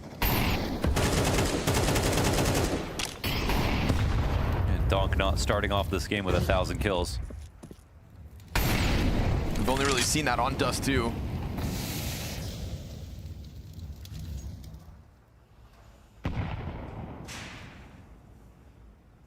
This best of 5 hasn't necessarily been his playground. Got another window smoke. What's the play here for the 2 guys in middle? Jail time. Just gonna pretend like it doesn't matter, maybe. Bomb stays back on Shiro. Xanterez leaning away from the window now. They completely evacuate mid. In fact, they're going to rock this back through. CTs just haven't moved during all of this. They're just chilling. So Xanterez actually at least peels back to the perimeter and spawn, and Jota and Woxic stay watchful. And one Molotov thrown out by Magix over towards B apartments. Got Arcadia to fall back from Catwalk, but as they get into the ramp positioning, they're met by a smoke at 30 seconds. And Woxic's going to play against it. They can blow this open, so they will, I'm sure. And when they do that, right here, right now, Woxic's going to be in the open. Tech9 tries to chase him down, and he holds his ground. So first frag made easy. The smoke goes back up, and we see this immediate scramble come out of the Eternal Fire camp. It's going to be a bit desperate here with pistols, but they will at least drop Woxic. Xanterez and Jota with vision in sight. Backs turned to them, and this one gets swept away with ease. Never did they leave that A site. Never did they move a muscle, barring Xanterez playing a little more safe. Team Spirit, it's not what they wanted to do. No. It's off of the missed window smoke that they tried to go back to that full-blown exec. Yes, it looked like if they're walking down to the bottom of mid that way, they're going to boost specifically into the smoke, then maybe go back to A and try to make something happen that way. But that tactic obviously becomes impossible. So, don't miss your smokes. Or else.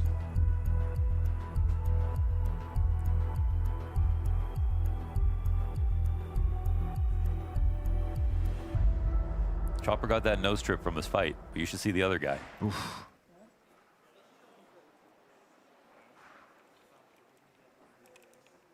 Don't mess with this guy right here. Howie's not around to hold him back. Good job by Woxic. Again, I think just the timing of the smoke as well really discouraged Team Spirit. They had to try to fight out from it, but I mean, they had to commit when they blew the smoke open to be able to swing for the trade, but they didn't do that. And yeah. Not looking too explosive right now. Oof. Down goes Shiro in the pistol round for Team Spirit. Oh, Madger, be careful. Cash. Donk, Tech9 headshot entry. Bombs on the third player in. AK for Donk. Oh, no. From a Tech9 to the AK with armor. He is the reason that bomb is planted. Zontix versus Jota is being queued up top mid while Donk just hangs on to the marketplace. Oh. And because Zontix plays it so patiently, Jota made sound. He's still watching his flank. Or he was, but Zontix is trying to get closer. Now Magic's dying could be huge. Donk gets caught off by Xanterez inside of the apartments. Bombs planted default. Oh, AK no and way. a molly. No way. Oh, it's empty. Zontix back into the deagle. A little bit more damage. The molly. Incendiary's got to hit the bomb, but Xanterez is already on it. 57 health. He'll stick that. He'll stick it. Oh, he didn't get it. No way. He didn't get the bomb. 0.04 seconds as fire spreads. Was perfect. Disgusting. Sensational. 0.04 seconds left on that defuse. If my eyes don't fail me, that's about as much time as it takes for Donk to rip your head off. Watch that clock. Oh, 0.02. What an opportunity. Oh, that makes me sick to my stomach. Wow. Which part? The Donk entries or the Zontix flank? Fire, dude. The fire. Don't play with fire, kids.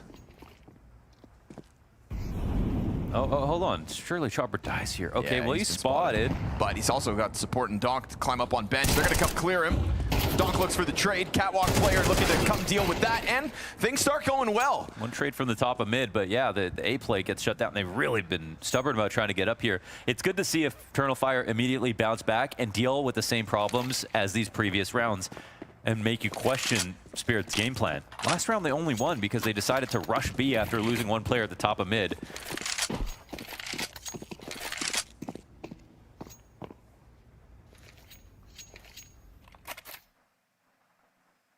Man, if Xanteras had even 5 more health, he defuses that bomb. But Donk softened up in apartments for 57 HP. I'm going to have nightmares about that if Eternal Fire lose this map. And it's close. Good lean into the back of bench. 30 seconds, Spirit approach. Magic's with a ripper of a headshot, but he lets his guard down on the fall down. Zontic's good trade frag. It's another B bomb site plants. Wow, they made this happen versus 2. He didn't really milk the fence play. He could still get cleared afterwards. It's normally a good position for the one and done. Really? Going through it? Really? Whoa, okay. I mean, he could have been in and out, but smart for Woxic. Zontix catches the player in the back. Woxic gets in.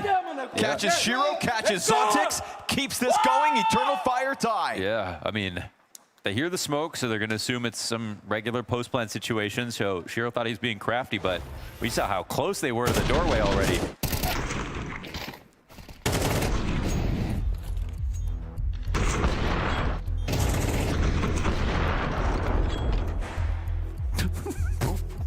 Where you going, buddy? Went flying. Let him know, man. Listen, if you can bounce back after that Dust 2 whooping and still have this fire lit underneath you, let him hear you. Yeah, and even the eco in this game. So good. They had some fabulous retakes on Anubis.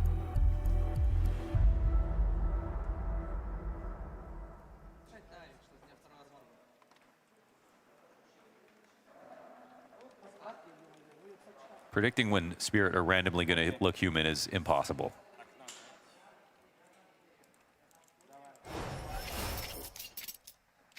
Should be this round with Tech9s, but can't forget about what Zontix pulled out of the hat. Yeah. Made possible by Donk.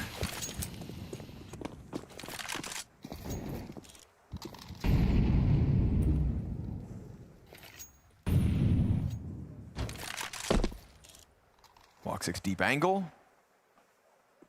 Will it be rewarded?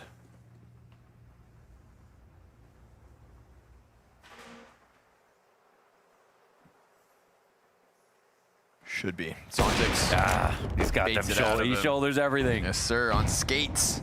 Window is actually there for the taking. Oh, and Xanteras will turn around, well, just for a second. Yeah, comes back and gets the better of Donk. So good on him to double check. I think it. Pretty sure Chopper exchanges glances with Joda over towards Ticket, so now they've kind of prodded both sides of the map. It's going to keep Eternal Fire on their toes. On high alert, they'll wait 5v4. Makes way more sense, I think, to go B is the call for Chopper. And Shiro inside a connector, he can obviously be a round winner, but that definitely lowers the amount of attack force they've got here. Woxic will be holding with an op. One shot and it's all good. Yeah, Shiro's flash is on the other half of the map, so another jiggle. Ooh, the wide swing commit. Madger MP9, better be careful. You got 3 pistols still to deal with. And now Shiro becomes a problem. Activates into the M4, and now you've got what's left of Eternal Fire pinched between these sites. Dude, Spirit keep finagling something out of nothing. Tech9 swap to try to gun down the bomb plant. Xanteras on it, but he's got a ticker because behind him is Shiro, and that timing will be key. Off Cat, and Chopper gets away. They're now playing with each other perfectly. Xanteras. He can't cross. Yeah, he's trying to slip in between, not quite sure which pillar these T's stand behind, and they just go stoic, sitting silently, awaiting for him to make his move, and it's a Tech9 breakthrough, not once, but twice.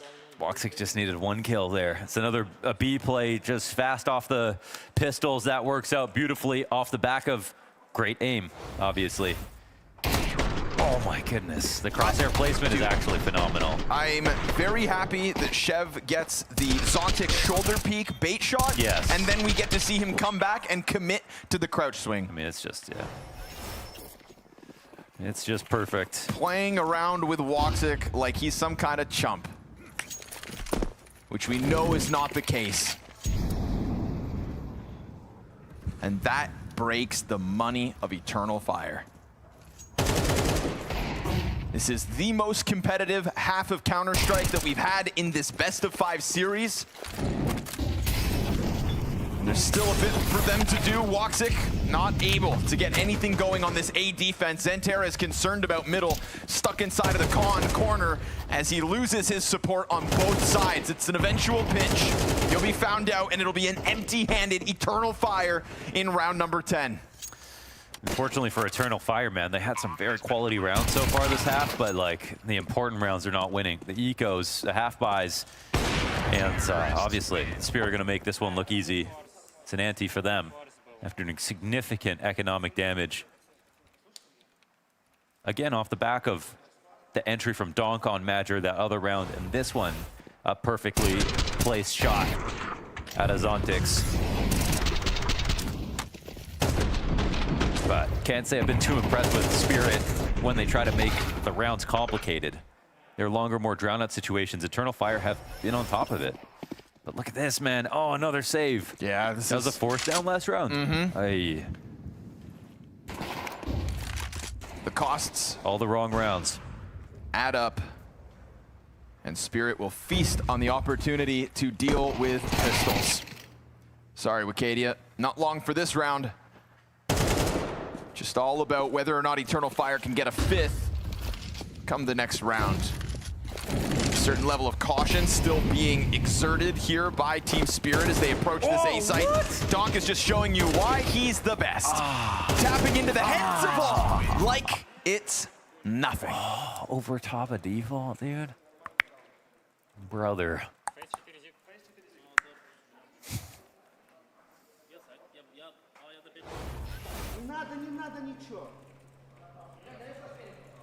Oh my goodness.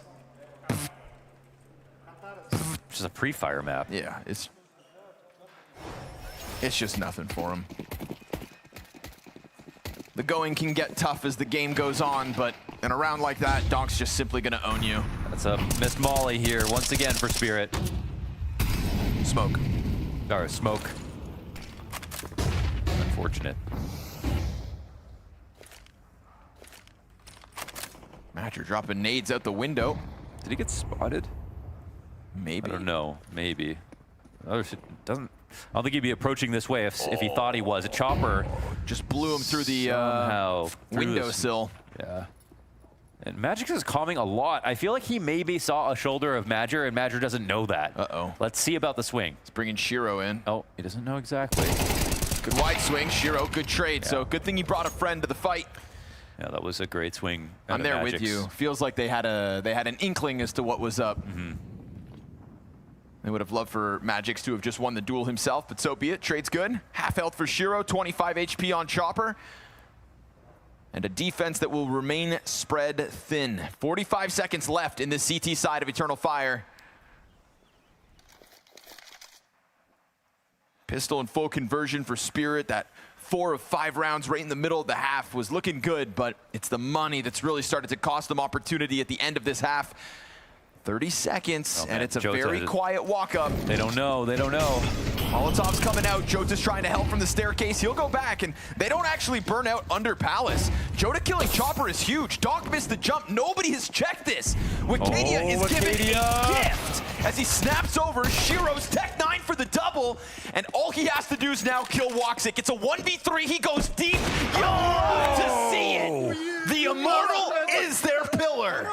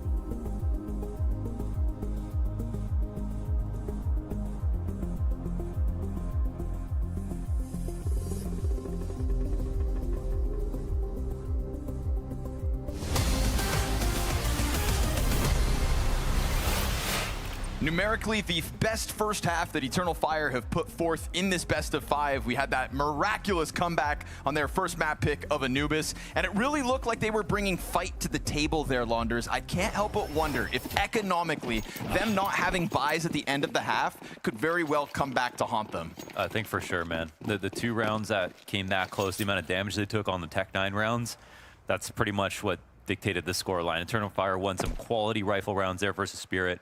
This is the best start for them numerically, but also, you know, passes the eye test completely, but aim also matters. The Spirit showed us. And now once again, and maybe for the last time, Eternal Fire rely on a pistol. Huge impact from Shiro, 15 and 4, looking for more. Zontix, patient as ever, sits inside a sight, looking for a double down. Santera's on the recovery. A 3v5's not too much to ask of in a pistol, but now he's got to do it on his own, and his counterpart in Donk wastes no time. Wow. Dude, this kid's USP has been sick for the last 48 hours. Yeah, 12 months maybe. I mean, just an executioner with that thing. Like, it looks competitive until Donk steps out of Marketplace, and this happens. Xanteris didn't even get to shoot once on this wing. It was just perfect, like, literally. God damn. Quick reminder. Okay, instantly to Glocks. Some of the other halves were so bad that Eternal Fire just immediately started forcing. It actually worked out on Anubis, but they had to let it get to 12 first. At least here, I think. They'll make the better decision. No plant on that round.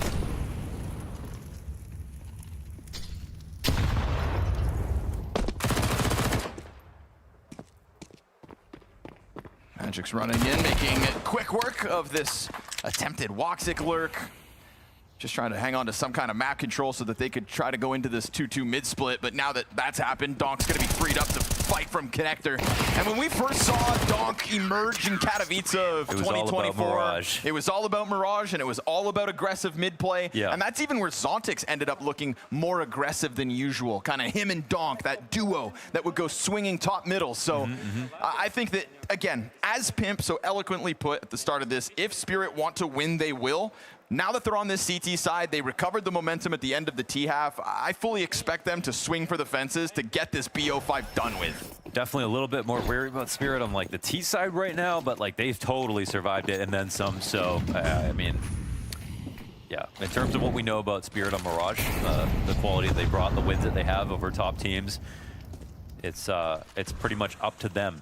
If they want to play their game or get scared. So Terrace will try to sign up for this, having one of his better maps of the series as well, but he's going to have to hang on for dear life as his teammates try to go barreling into A. Magic's MP9's found one.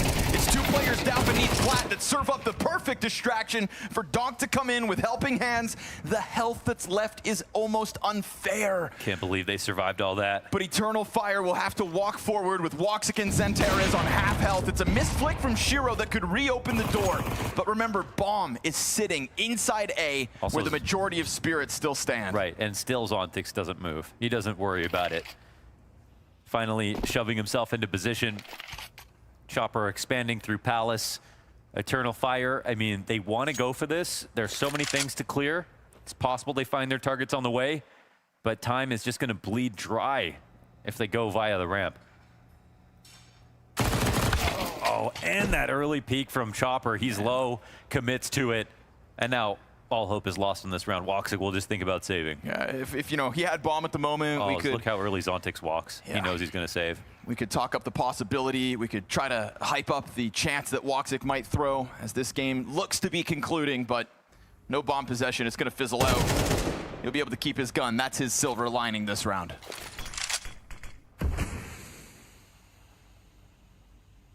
What a dominant force Team Spirit have turned out to be at the start of 2025. And in the very first moments of having a season end with a major, proper amounts of time off, these guys strut into the award show, rack up all their trophies with swagger, matching turtlenecks on all 5. And they come to Bounty and own. They have lost a single map so far on this run, that being this Anubis comeback earlier today, and even that map at one point looked unlosable. A single shortcoming without their coach that really goes to prove that Team Spirit are the best in the world.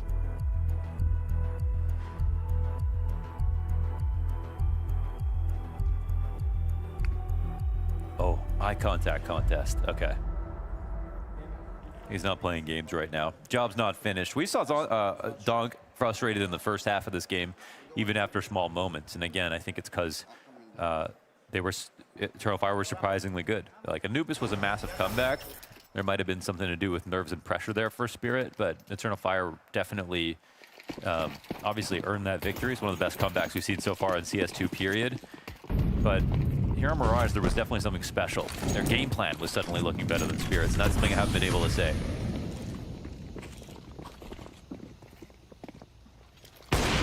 Easy pickup. Shiro not sweating at all as the double catwalk hold maintained top mid control. He knew his fallback was guaranteed. And it's nice to see Shiro coming alive as this series goes on.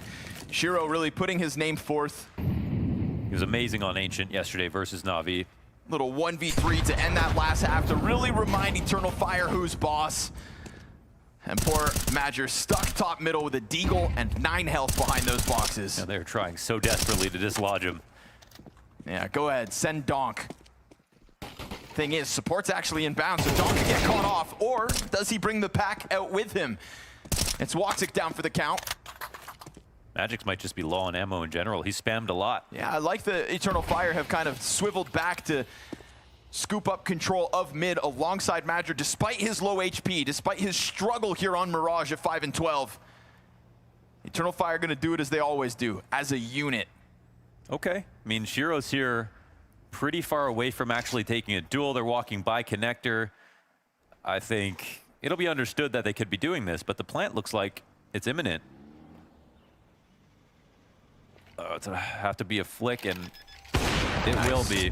Bomb planter goes for the peak. That's the recovery right there with that 9 health. No, Magic's from catwalk, and even if he dies, he could have maybe. Oh my God! Oh my God! Chopper's got this locked in regardless. Joda using a little bit too much time. He's gonna run around helplessly, hoping that he can find Chopper, but stoic as always. Sat back by ramp. 12-4 to Spirit. All right, man. Yeah, that's a position where they could have planted for Cat, but they knew that Magix was up there. They wanted to take CT control, but that swing wasn't convincing enough. They could have fake planted double swing versus Shiro and then maybe got him to lean more into the fight, but they obviously didn't know for sure that he was there. And Magic, they're running USP is so crazy. It's wholesome. It's a wholesome day for Team Spirit by the looks of it. Off of the back of Donk's 18th birthday, back into the server. And it's nice to see a Team Spirit that didn't just need him to thrive. He is all the way out here in open ground, fighting for every inch. But they will get through with a chance to plant. Oh, until Zontix shows up, kills the top mid player. And a snapshot from Shiro that will cost him as fire spreads to his feet. And Eternal Fire, we saw what they could do. The comeback in their back pocket, undeniable. Well, Jungle walkout gonna this. get Nope. caught fully off guard. And Eternal Fire's grand finals doesn't come to a halt just yet. Yeah, it's possible Zontix will just defuse though. You have to leave that possibility open. Frag, smoke, incendiary. There is no chance in hell he pulls this off.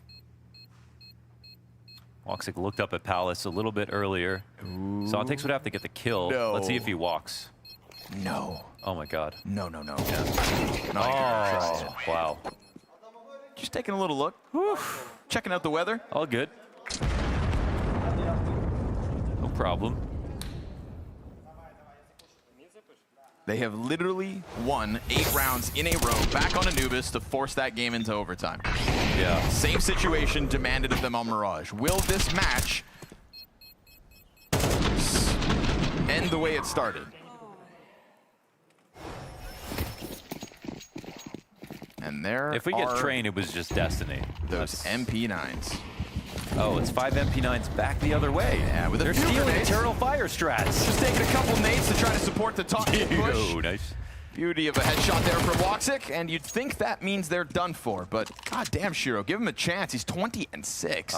This is the move too from Shiro. This covers everything on the map. They've got, you know, mid timing, and this MP9 going underpass means you cut them off early. But it's good for Eternal Fire to go this way. Probably just want to go back and grab the bomb. But once Shiro clears out B entirely, he's even going to hear this run towards middle. The best play is for Eternal Fire to go up cat, but you can see they're looking to split A. Simultaneously, Spirit going for the ramp control. With Kadia doubling back, if he's not careful, he could be caught off, and then site control's no guarantee.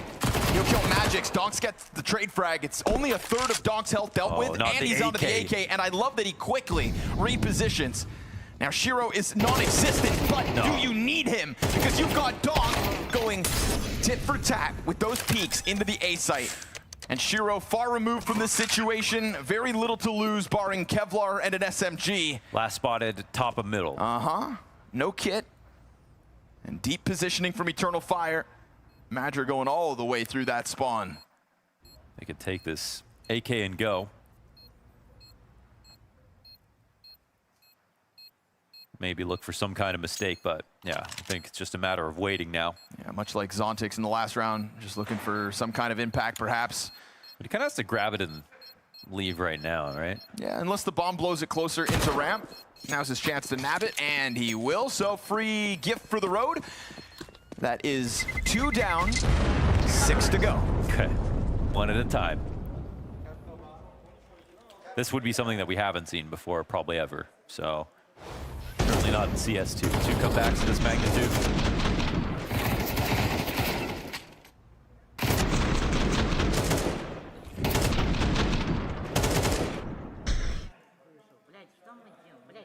Not good enough, not good enough. Just 21 and 14. 2 kills there. What are we doing here? Late out of spawn. Donk armored AK. Wait, Donk armored AK bombs up at B apps, and he's in B as well. No. I'm pretty sure that's what took Zontix a little time out of spawn. He chucked it over, if I'm not mistaken. Oh, no. Who's the main character, man? Who's the main character? Oh, okay. There can only be one him. That's a quote from Donk.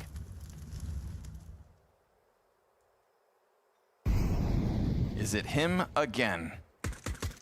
Pistols serve up a distraction. Players start to run in. It's a free first frag. Donk walking horns with the apartments players down. Joda gonna make sure that all is good. It's a Zontix USP kill. Things get a little wild, but from here on out, B bomb site belongs to Eternal Fire. That's 3 down, 5 to go. Okay. I'm listening. I'm learning. Maybe close your eyes for this one.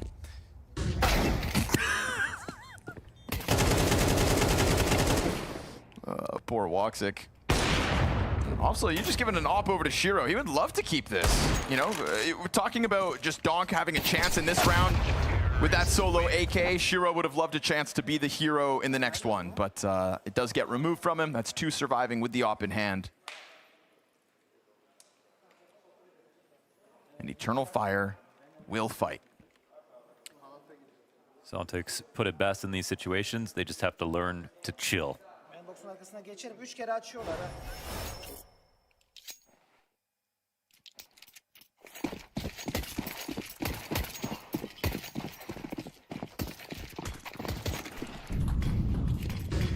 Wait, I just made it sound like Zontix bought an AK last round. They're on defense. Donk had one. Yeah, but I said Zontix bought it. Which, that's okay. He'd have a hard time. That's okay. It's not the dumbest thing you've ever said. It's not the dumbest thing I'll end up saying.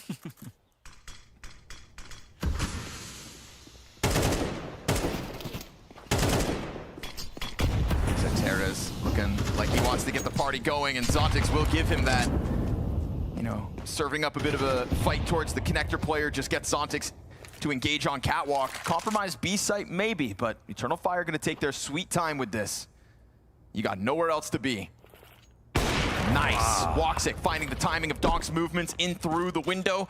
That's going to send Shiro over towards the B site, though. They're putting the right pieces that are left, at least, in the right positions. Shiro's a little early, but right now, Jota has to make presence because there's so many players on the other side of the map. Like, yeah, now the CTs, surely they think about respecting this, right? But the jump spots here, don't commit now. Eternal Fire, there's 2 players here. You still have time to go back. Yeah. Major knows better. Wicadia left to just deal with at least this one confirmed CT. Shiro's position still unbeknownst to Eternal Fire, but they'll rock that bomb back into the A sites. And that comes off the back of a Xanterra's move out middle where, you know, Zontix looks to get a bit frisky. And a quality find out of Woxic. Yes, sir. That cat rotation. Clipping Donk's wings as he tried to crawl around through window with Shiro. Both those players looking to get over to this B site. And it just doesn't happen.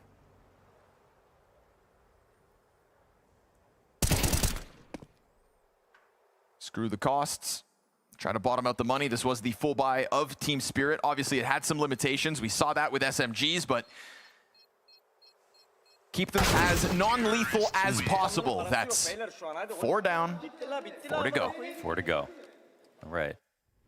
They're getting louder, getting more active, keeping Spirit's money hurting, like Spirit did to them in half one. Wow, look at all those papers. To hell with the trees. And purple people.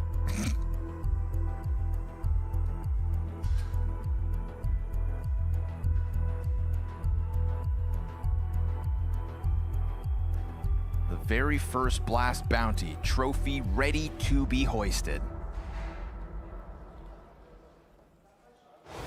Team Spirit thought they were just gonna mosey their way to a Mirage win, but Eternal Fire putting up a fight, and you love to see it. They proved that comeback potential. They proved it in spades on Anubis. Again, pistols once more for Spirit. You'd think that the 9th win for Eternal Fire is guaranteed. You'd think, but that assumption could cost you. Donk and Shiro have been playing with so much X factor that you feel like if an upset is going to happen in a round like this, it should come from one of them. Yeah, it's an anti-eco, but it's a tough anti-eco.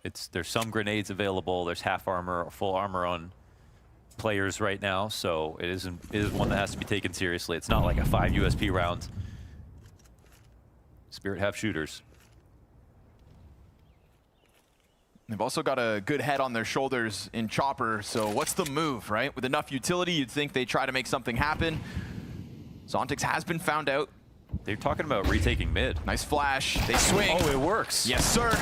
And there's no one else here. They were just peeling back. Major, he might take some kind of risky move, hoping there's a stack happening. Oh, Chopper found. Looking foolish there at the hands of Jota. 5-7 for Shiro. He's locking horns elsewhere. Dogs found his deagle. That response back into the palace is causing problems. Zontix, the AK picked up. Oh, not like this. They made their moves into middle. Wait, Woxic. Oh, he's last alive. It was 4 down and 4 to go. And the Tech-9 taps away with an op on his back. He gets a second with just the sidearm. It was his clutch that kept them in Anubis. Can it keep them in the grand finals? I think not. Team Spirit on Mirage. Plenty of map and match points to finish, but 2025 will begin where 2024 finished. Team Spirit on top amidst the world's #1. Pushed on Anubis, not flawless, but my God, they've done it in convincing fashion from there on out. Afforded a little fun. Team Spirit are your inaugural Blast Bounty champions.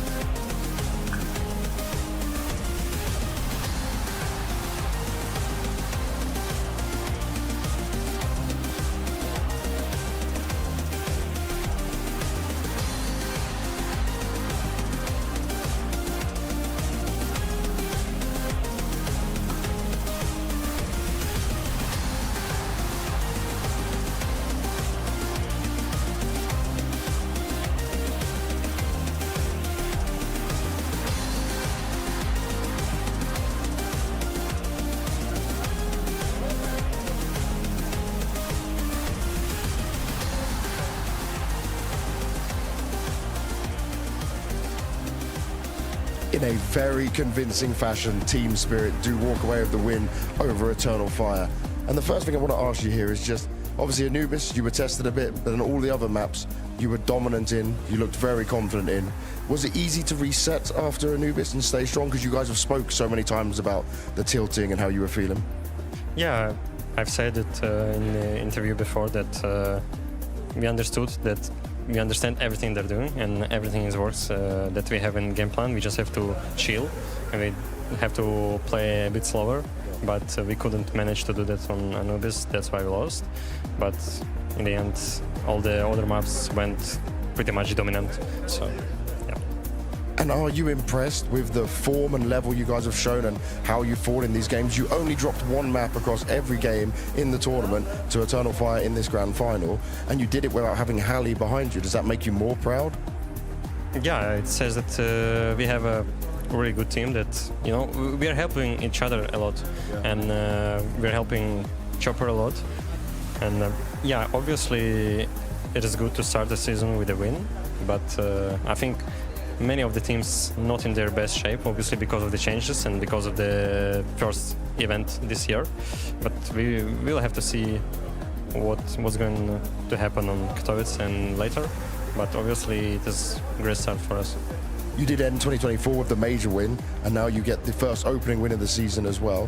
What does that tell you about the form you can hope to have throughout the rest of the season? Is it a very good sign? Yeah, of course.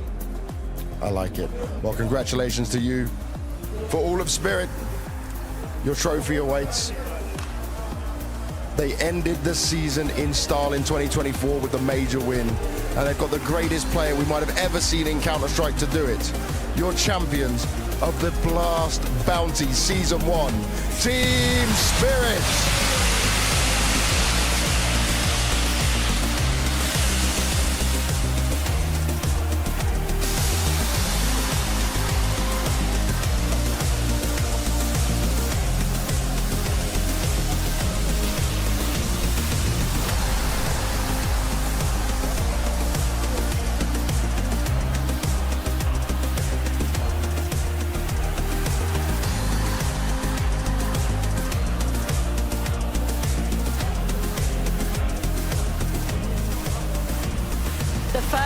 Blast Bounty, the first trophy of 2025 hoisted by the best team in the world. World #1 Spirit start the season as they mean to go on and continue that unrelenting form that we saw at the end of 2024. They did end 2024 winning the major. They did end having the best player in the world on their team. They did end on a high, and they will start the new season on an equal high. Spirit, from start to finish at the Blast Bounty, were the better team. There was no doubt about it. Maybe a little bit of a bump on the road on that first map on Anubis, where they somehow, some way found a way to lose the map. But apart from that, a flawless experience, a flawless performance coming in from Spirit. If people are superstitious with Chinese tradition, the Year of the Dragon officially started February 10th, 2024. They won Katowice one day later. They won the major in between, and now they squeak out one more tournament before ushering in the new Lunar New Year, which begins in 2 days. So we'll see what the Year of the Snake has in store for Spirit. Beautiful stuff from Team Spirit. We get to see Donk celebrating with yet another trophy to his name. He picked up plenty of them back at the HLTV Awards as well, but this was a true team victory. Also, what a way to be ending it out. That round of all rounds. When you just got pistols to your name, I thought for sure we were at least going to be seeing an overtime, but nope, Spirit say hell no, that trophy's ours. Getting a bit of a flashback, right? Because that's been the storyline for Eternal Fire throughout this entire tournament, and also against Spirit tonight, that the comebacks were on for Eternal Fire. They tried their absolute best on Mirage. They were outmatched on a lot of different parameters inside this game. Santaris wasn't enough, Boxic wasn't enough, and when you have a guy like Donk firing on all cylinders, you have him backed up by Shiro, who had a fantastic showing on Mirage as well. It's hard to imagine a world where EF could have done much more than they did tonight. Them placing second is by no means a weak performance at all, but there's no doubt that Spirit were the better team throughout the entirety of the tournament. Eternal Fire consistently showed resilience in so many of their games. The comeback victories against Vitality, the comeback victories against G2, to defeat teams that most would say, I would say, that had better firepower than them with tactics, with teamwork. That stuff goes a long way. It's setting the right tone for their season, that they have a great foundation to build off of, and I'm sure that they're going to be in many deep runs moving forward. I'm kind of curious to see Dong's physical, I guess, improvements as well. Lifting all those trophies must do some well stuff for his shoulders, his biceps, the rest of his body. The fact that he's constantly just lifting these heavy trophies almost on a weekly basis, that's good training. Of course you're thinking about the training aspect of this, Pimp. It can be nobody else but you. But all jokes aside, just from the emotional angle for Spirit, right? Because even in some of these victories, we've seen them getting a little bit frustrated, a little bit tilted. This must do great to reset your emotions, particularly when you don't have Hallie here. Like, I don't want to say that this is a placebo effect, right? When you don't have your coach around, obviously, we want Hallie back in the fray as soon as possible. But the fact they could do it without him, that's super important. To me, it's almost just the margins of victory would have probably increased with Hallie behind them. Yes. Would we have actually seen that Anubis come back from Eternal Fire when Hallie's standing behind them, can call a timeout 2 rounds into what is devolving into probably some of the sloppier Counter-Strike that Spirit have played at the tournament? I would say so. So he could definitely have cleaned things up, but the game plan, the philosophy of play that he has instilled to Spirit, they were able to carry it through regardless of having him behind him. So still a lot of credit to Holly for what he did in the last year and setting the tone for this team, but good win for Spirit, and it's one that Zontix was proud of for that reason. It's just a scary start to the season, in all honesty. I know for Spirit, obviously, it feels great to win the first tournament of the year. It must be nice coming into IM Katowice, which, of course, is a massive goal for them and their season to get started with. But everyone else watching this game, you know, if you're sitting at home right now, you're Kerrigan in FaZe Clan, you're Apex in Vitality, you are Alexi B in Na'Vi, or Blade for that matter. I think you're looking at this game, I think you're looking at Team Spirit right now, and you are a little bit afraid of them. You're afraid that they're going to turn into this monster team once more that we saw in the beginning of 2024 again. The level of Counter-Strike that we saw tonight and the level of Counter-Strike that Spirit have been able to replicate throughout the beginning of the season has been incredible high, and it takes someone else to step up in order to even be close to matching them. I would argue that they're not just a little bit scared, they're a lot of bit scared, right? Because obviously we've got Kato just coming around the corner. It's in just a few weeks' time we will be seeing the playoffs go down, where of course Spirit started an incredible reign throughout 2024. It's been just it has had its ups and downs. That is what I would say, though. I mean, it hasn't just been a non-stop dominance, but in what was a roster mania in the last player break that was mostly at the beginning sparked to catch up with Na'Vi, now you're looking at a lot of those moves as you need to catch up to Spirit. This is the team that is setting the pace for what top-tier Counter-Strike looks like. I would say that they're the sole occupant of just the super elite tier right now. No team taking a map off of them until the grand finals, and doing so consistently with huge margins of victory. Very few teams even getting double digits on the maps. Of course, Na'Vi pushed them, Eternal Fire did on one map, but some of these other teams just got it rocked. Yeah, we got a lot of really cool highlights out of the last map of this grand final, though. Let's start off with Zontix in a very cheeky little molly that allowed Spirit to turn the round back in their favor. I mean, I love this from Zontix. I love this round because when he's setting himself up for it, he's trying to catch everybody from behind. He's going for a lurk towards middle. Some of his teammates are handling the dirty work, and he had an opportunity right there, but he didn't think it was a good shot. Donk goes for a push right there, and yeah, he still knows he's got the better of this player at Catwalk. He's got him right dead to rights, but he isn't able to finish off the kill. He's not even able to finish it off with the deagle, and you know what he says? I'm done with bullets. I gotta use my utility, and that's what a great support player does with how much time, Pimp? 0.0 for the hot says. I was told it was around 60 milliseconds. It was so goddamn close for him not to get that diffuse off. And in all honesty, you know, Zontix, he probably couldn't have messed it up more than he did. And all of a sudden, he comes out and he makes it work. So where did he get that? That's just also found part that of the story. You know, he didn't have that at the beginning of the clip. No, exactly. When you're winning and everything is going your way, you know, it's those small things within the game that also goes your way. And it's part of the story as to why Spirit were so much better than Eternal Fire. It wouldn't be a Spirit victory without at least having one Donk highlight in the mix, would it? Should we take a look at the shooting gallery that we had in this round? We could choose many different highlights from this man throughout the tournament, and I absolutely love the fact that we get to see it from behind the screen as well. Donk walking up on the A-bomb side and just absolutely destroying everyone that's in his way.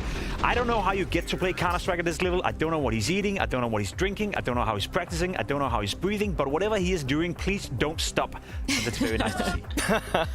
That honestly looked like he was playing a pre-aim tutorial. Those targets right there were dead so fast that you wouldn't even say that they were moving. Donk popped off, but honestly, a lot of his teammates chimed in throughout this tournament. Obviously, Shiro carrying a lot of that. Like, that kill-death ratio is simply absurd. A 2.0 kill death ratio. This was also nuts as well, by the way. How does he get away with this? This is like Simple. This is actually what Simple did. I remember watching a clutch where he does the exact same thing, jumping from default to the triple box and nailing a guy moving up connector. Creative thinking, and for a guy that seems so timid at times in default, in starting of rounds, how he gets pushed back by utility, it's nice to see him take it by the horns. It felt like he was out of character, you know, by jumping up on that box. So I absolutely love it. Maybe he was inspired by Simple. The first kill right here as well, turning 180, hitting that shot, pulling out the Tech 9. He is so fast in his reactions. I like the fact that he realizes this is my best chance of winning the round. 8 seconds left. I may as well go for the kill, and he pulls it off. That was a beautiful play by Shiro, and I think the reason why we want to show these highlights is that was the level of Counter-Strike Spirit brought to the table. Yes. No one at this tournament were able to match that. It was so stylish. How does that, you know, poise Spirit for going into the rest of the season? Obviously, first tournament of the year, first trophy of the year, a hell of a lot of cash in their back pocket now. How are we framing them going into Katowice? They're still firm favorites? Favorites, for sure. I would say that they're my favorites. They're the bookmakers' favorites. They're going to be everybody's favorites. Donk is turning heads. He's changing people's hearts, and they're all falling in love with him so quickly because of how consistent this dominance is. And for a guy that is using the rifle to show that you can be this consistent, it's actually in some ways surpassed Nico. Nico's done it over more years, but in terms of tournament to tournament dominance, like Donk is untouchable right now. So all in all, they have the best player in the world. Take your Zywu, take your m0NESY. I'll take the guy that starts every round with a 2K, okay? That's just me. I don't know if that's crazy or what. That's the scary part about Spirit as well throughout this tournament. Shiro was having a great showing as well. I know a lot of the conversation, a lot of the attention will always be towards Donk because he is the most flashy player. He is the best player in the world. But I think Shiro backed him up throughout the entire tournament as well. As you said, in this final, Shiro was great. Throughout the tournament, he was great. And when you have two of the best players in the world combining it like this, one being aggressive, one being in your face, one wide swinging 24/7, one constantly installing a fear in the opponents, and then another guy a little bit more timid, a little bit more defensive, ready to punish every single push, ready to punish every single mistake that you do. Those two combined, it's a scary duo. On the other side of the coin, for Eternal Fire, how are you guys framing them for the rest of the season as well? Because obviously, you know, an incredible comeback, managing to seal their map pick of Anubis, first map in this series.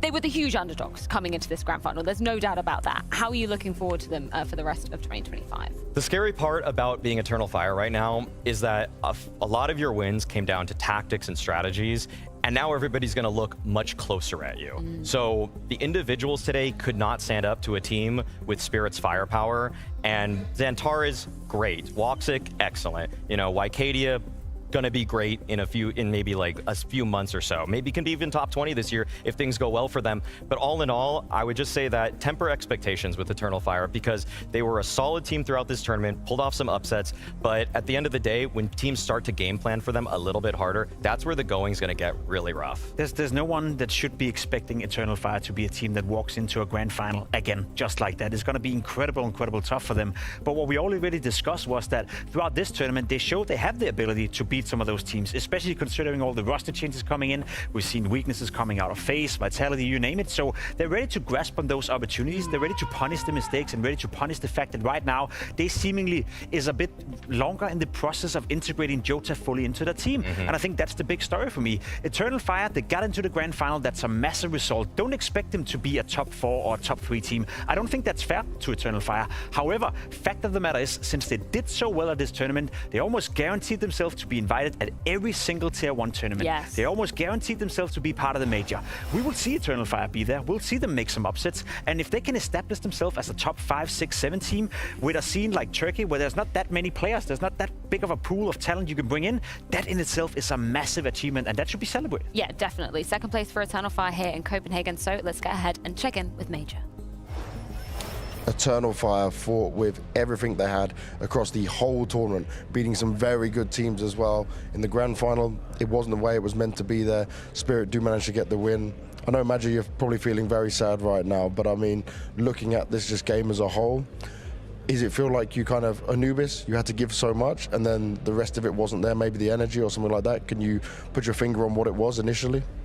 Yeah, as a team, it was not the best day for us, and also for me individually and my mind. Like, I feel like Anubis, we did a really great comeback. We started pretty bad on T side, and after that we won some run. It was okay. On City side, we did an extremely good comeback. We played really well City side, and then on overtime, I feel like yesterday I feel good on T side extra. We win on overtime. After that, we played Nuke, and the City was this time a rebel. And I feel on T side that we can come back, but we didn't won enough round on City to make the comeback. It was difficult.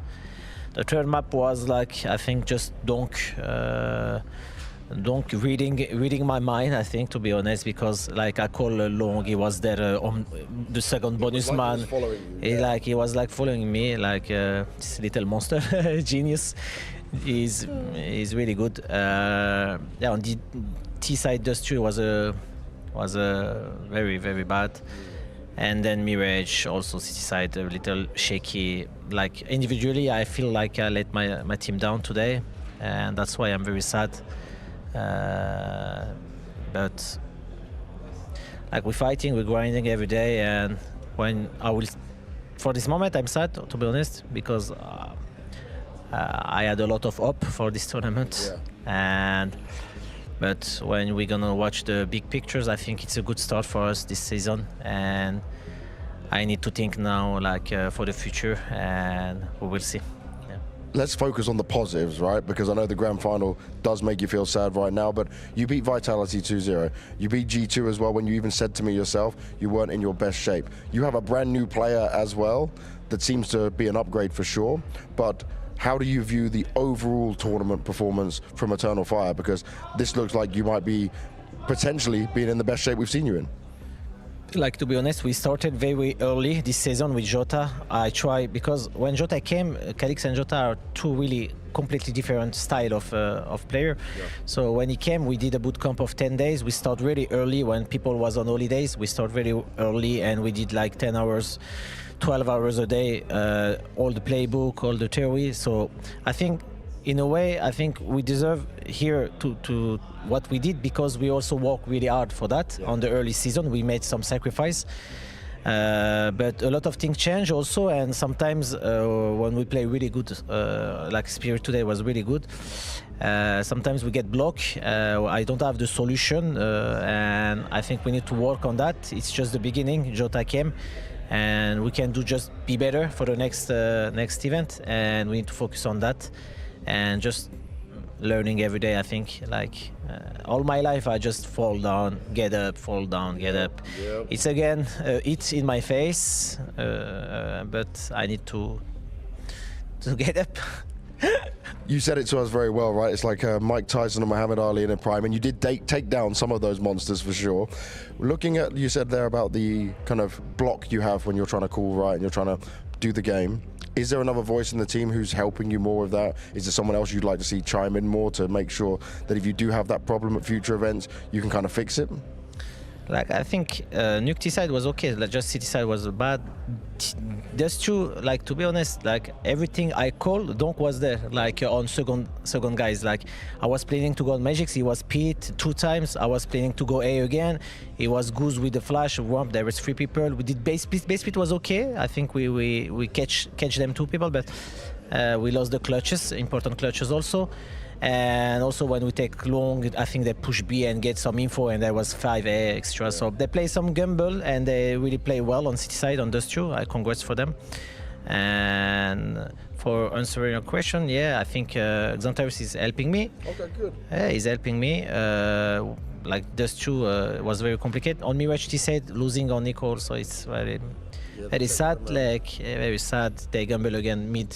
I think they played really well, to be honest, and today there was the better teams, and we need to accept that, and that's all. Yeah. Lastly, anything you want to say to all the Turkish fans and also your family back home?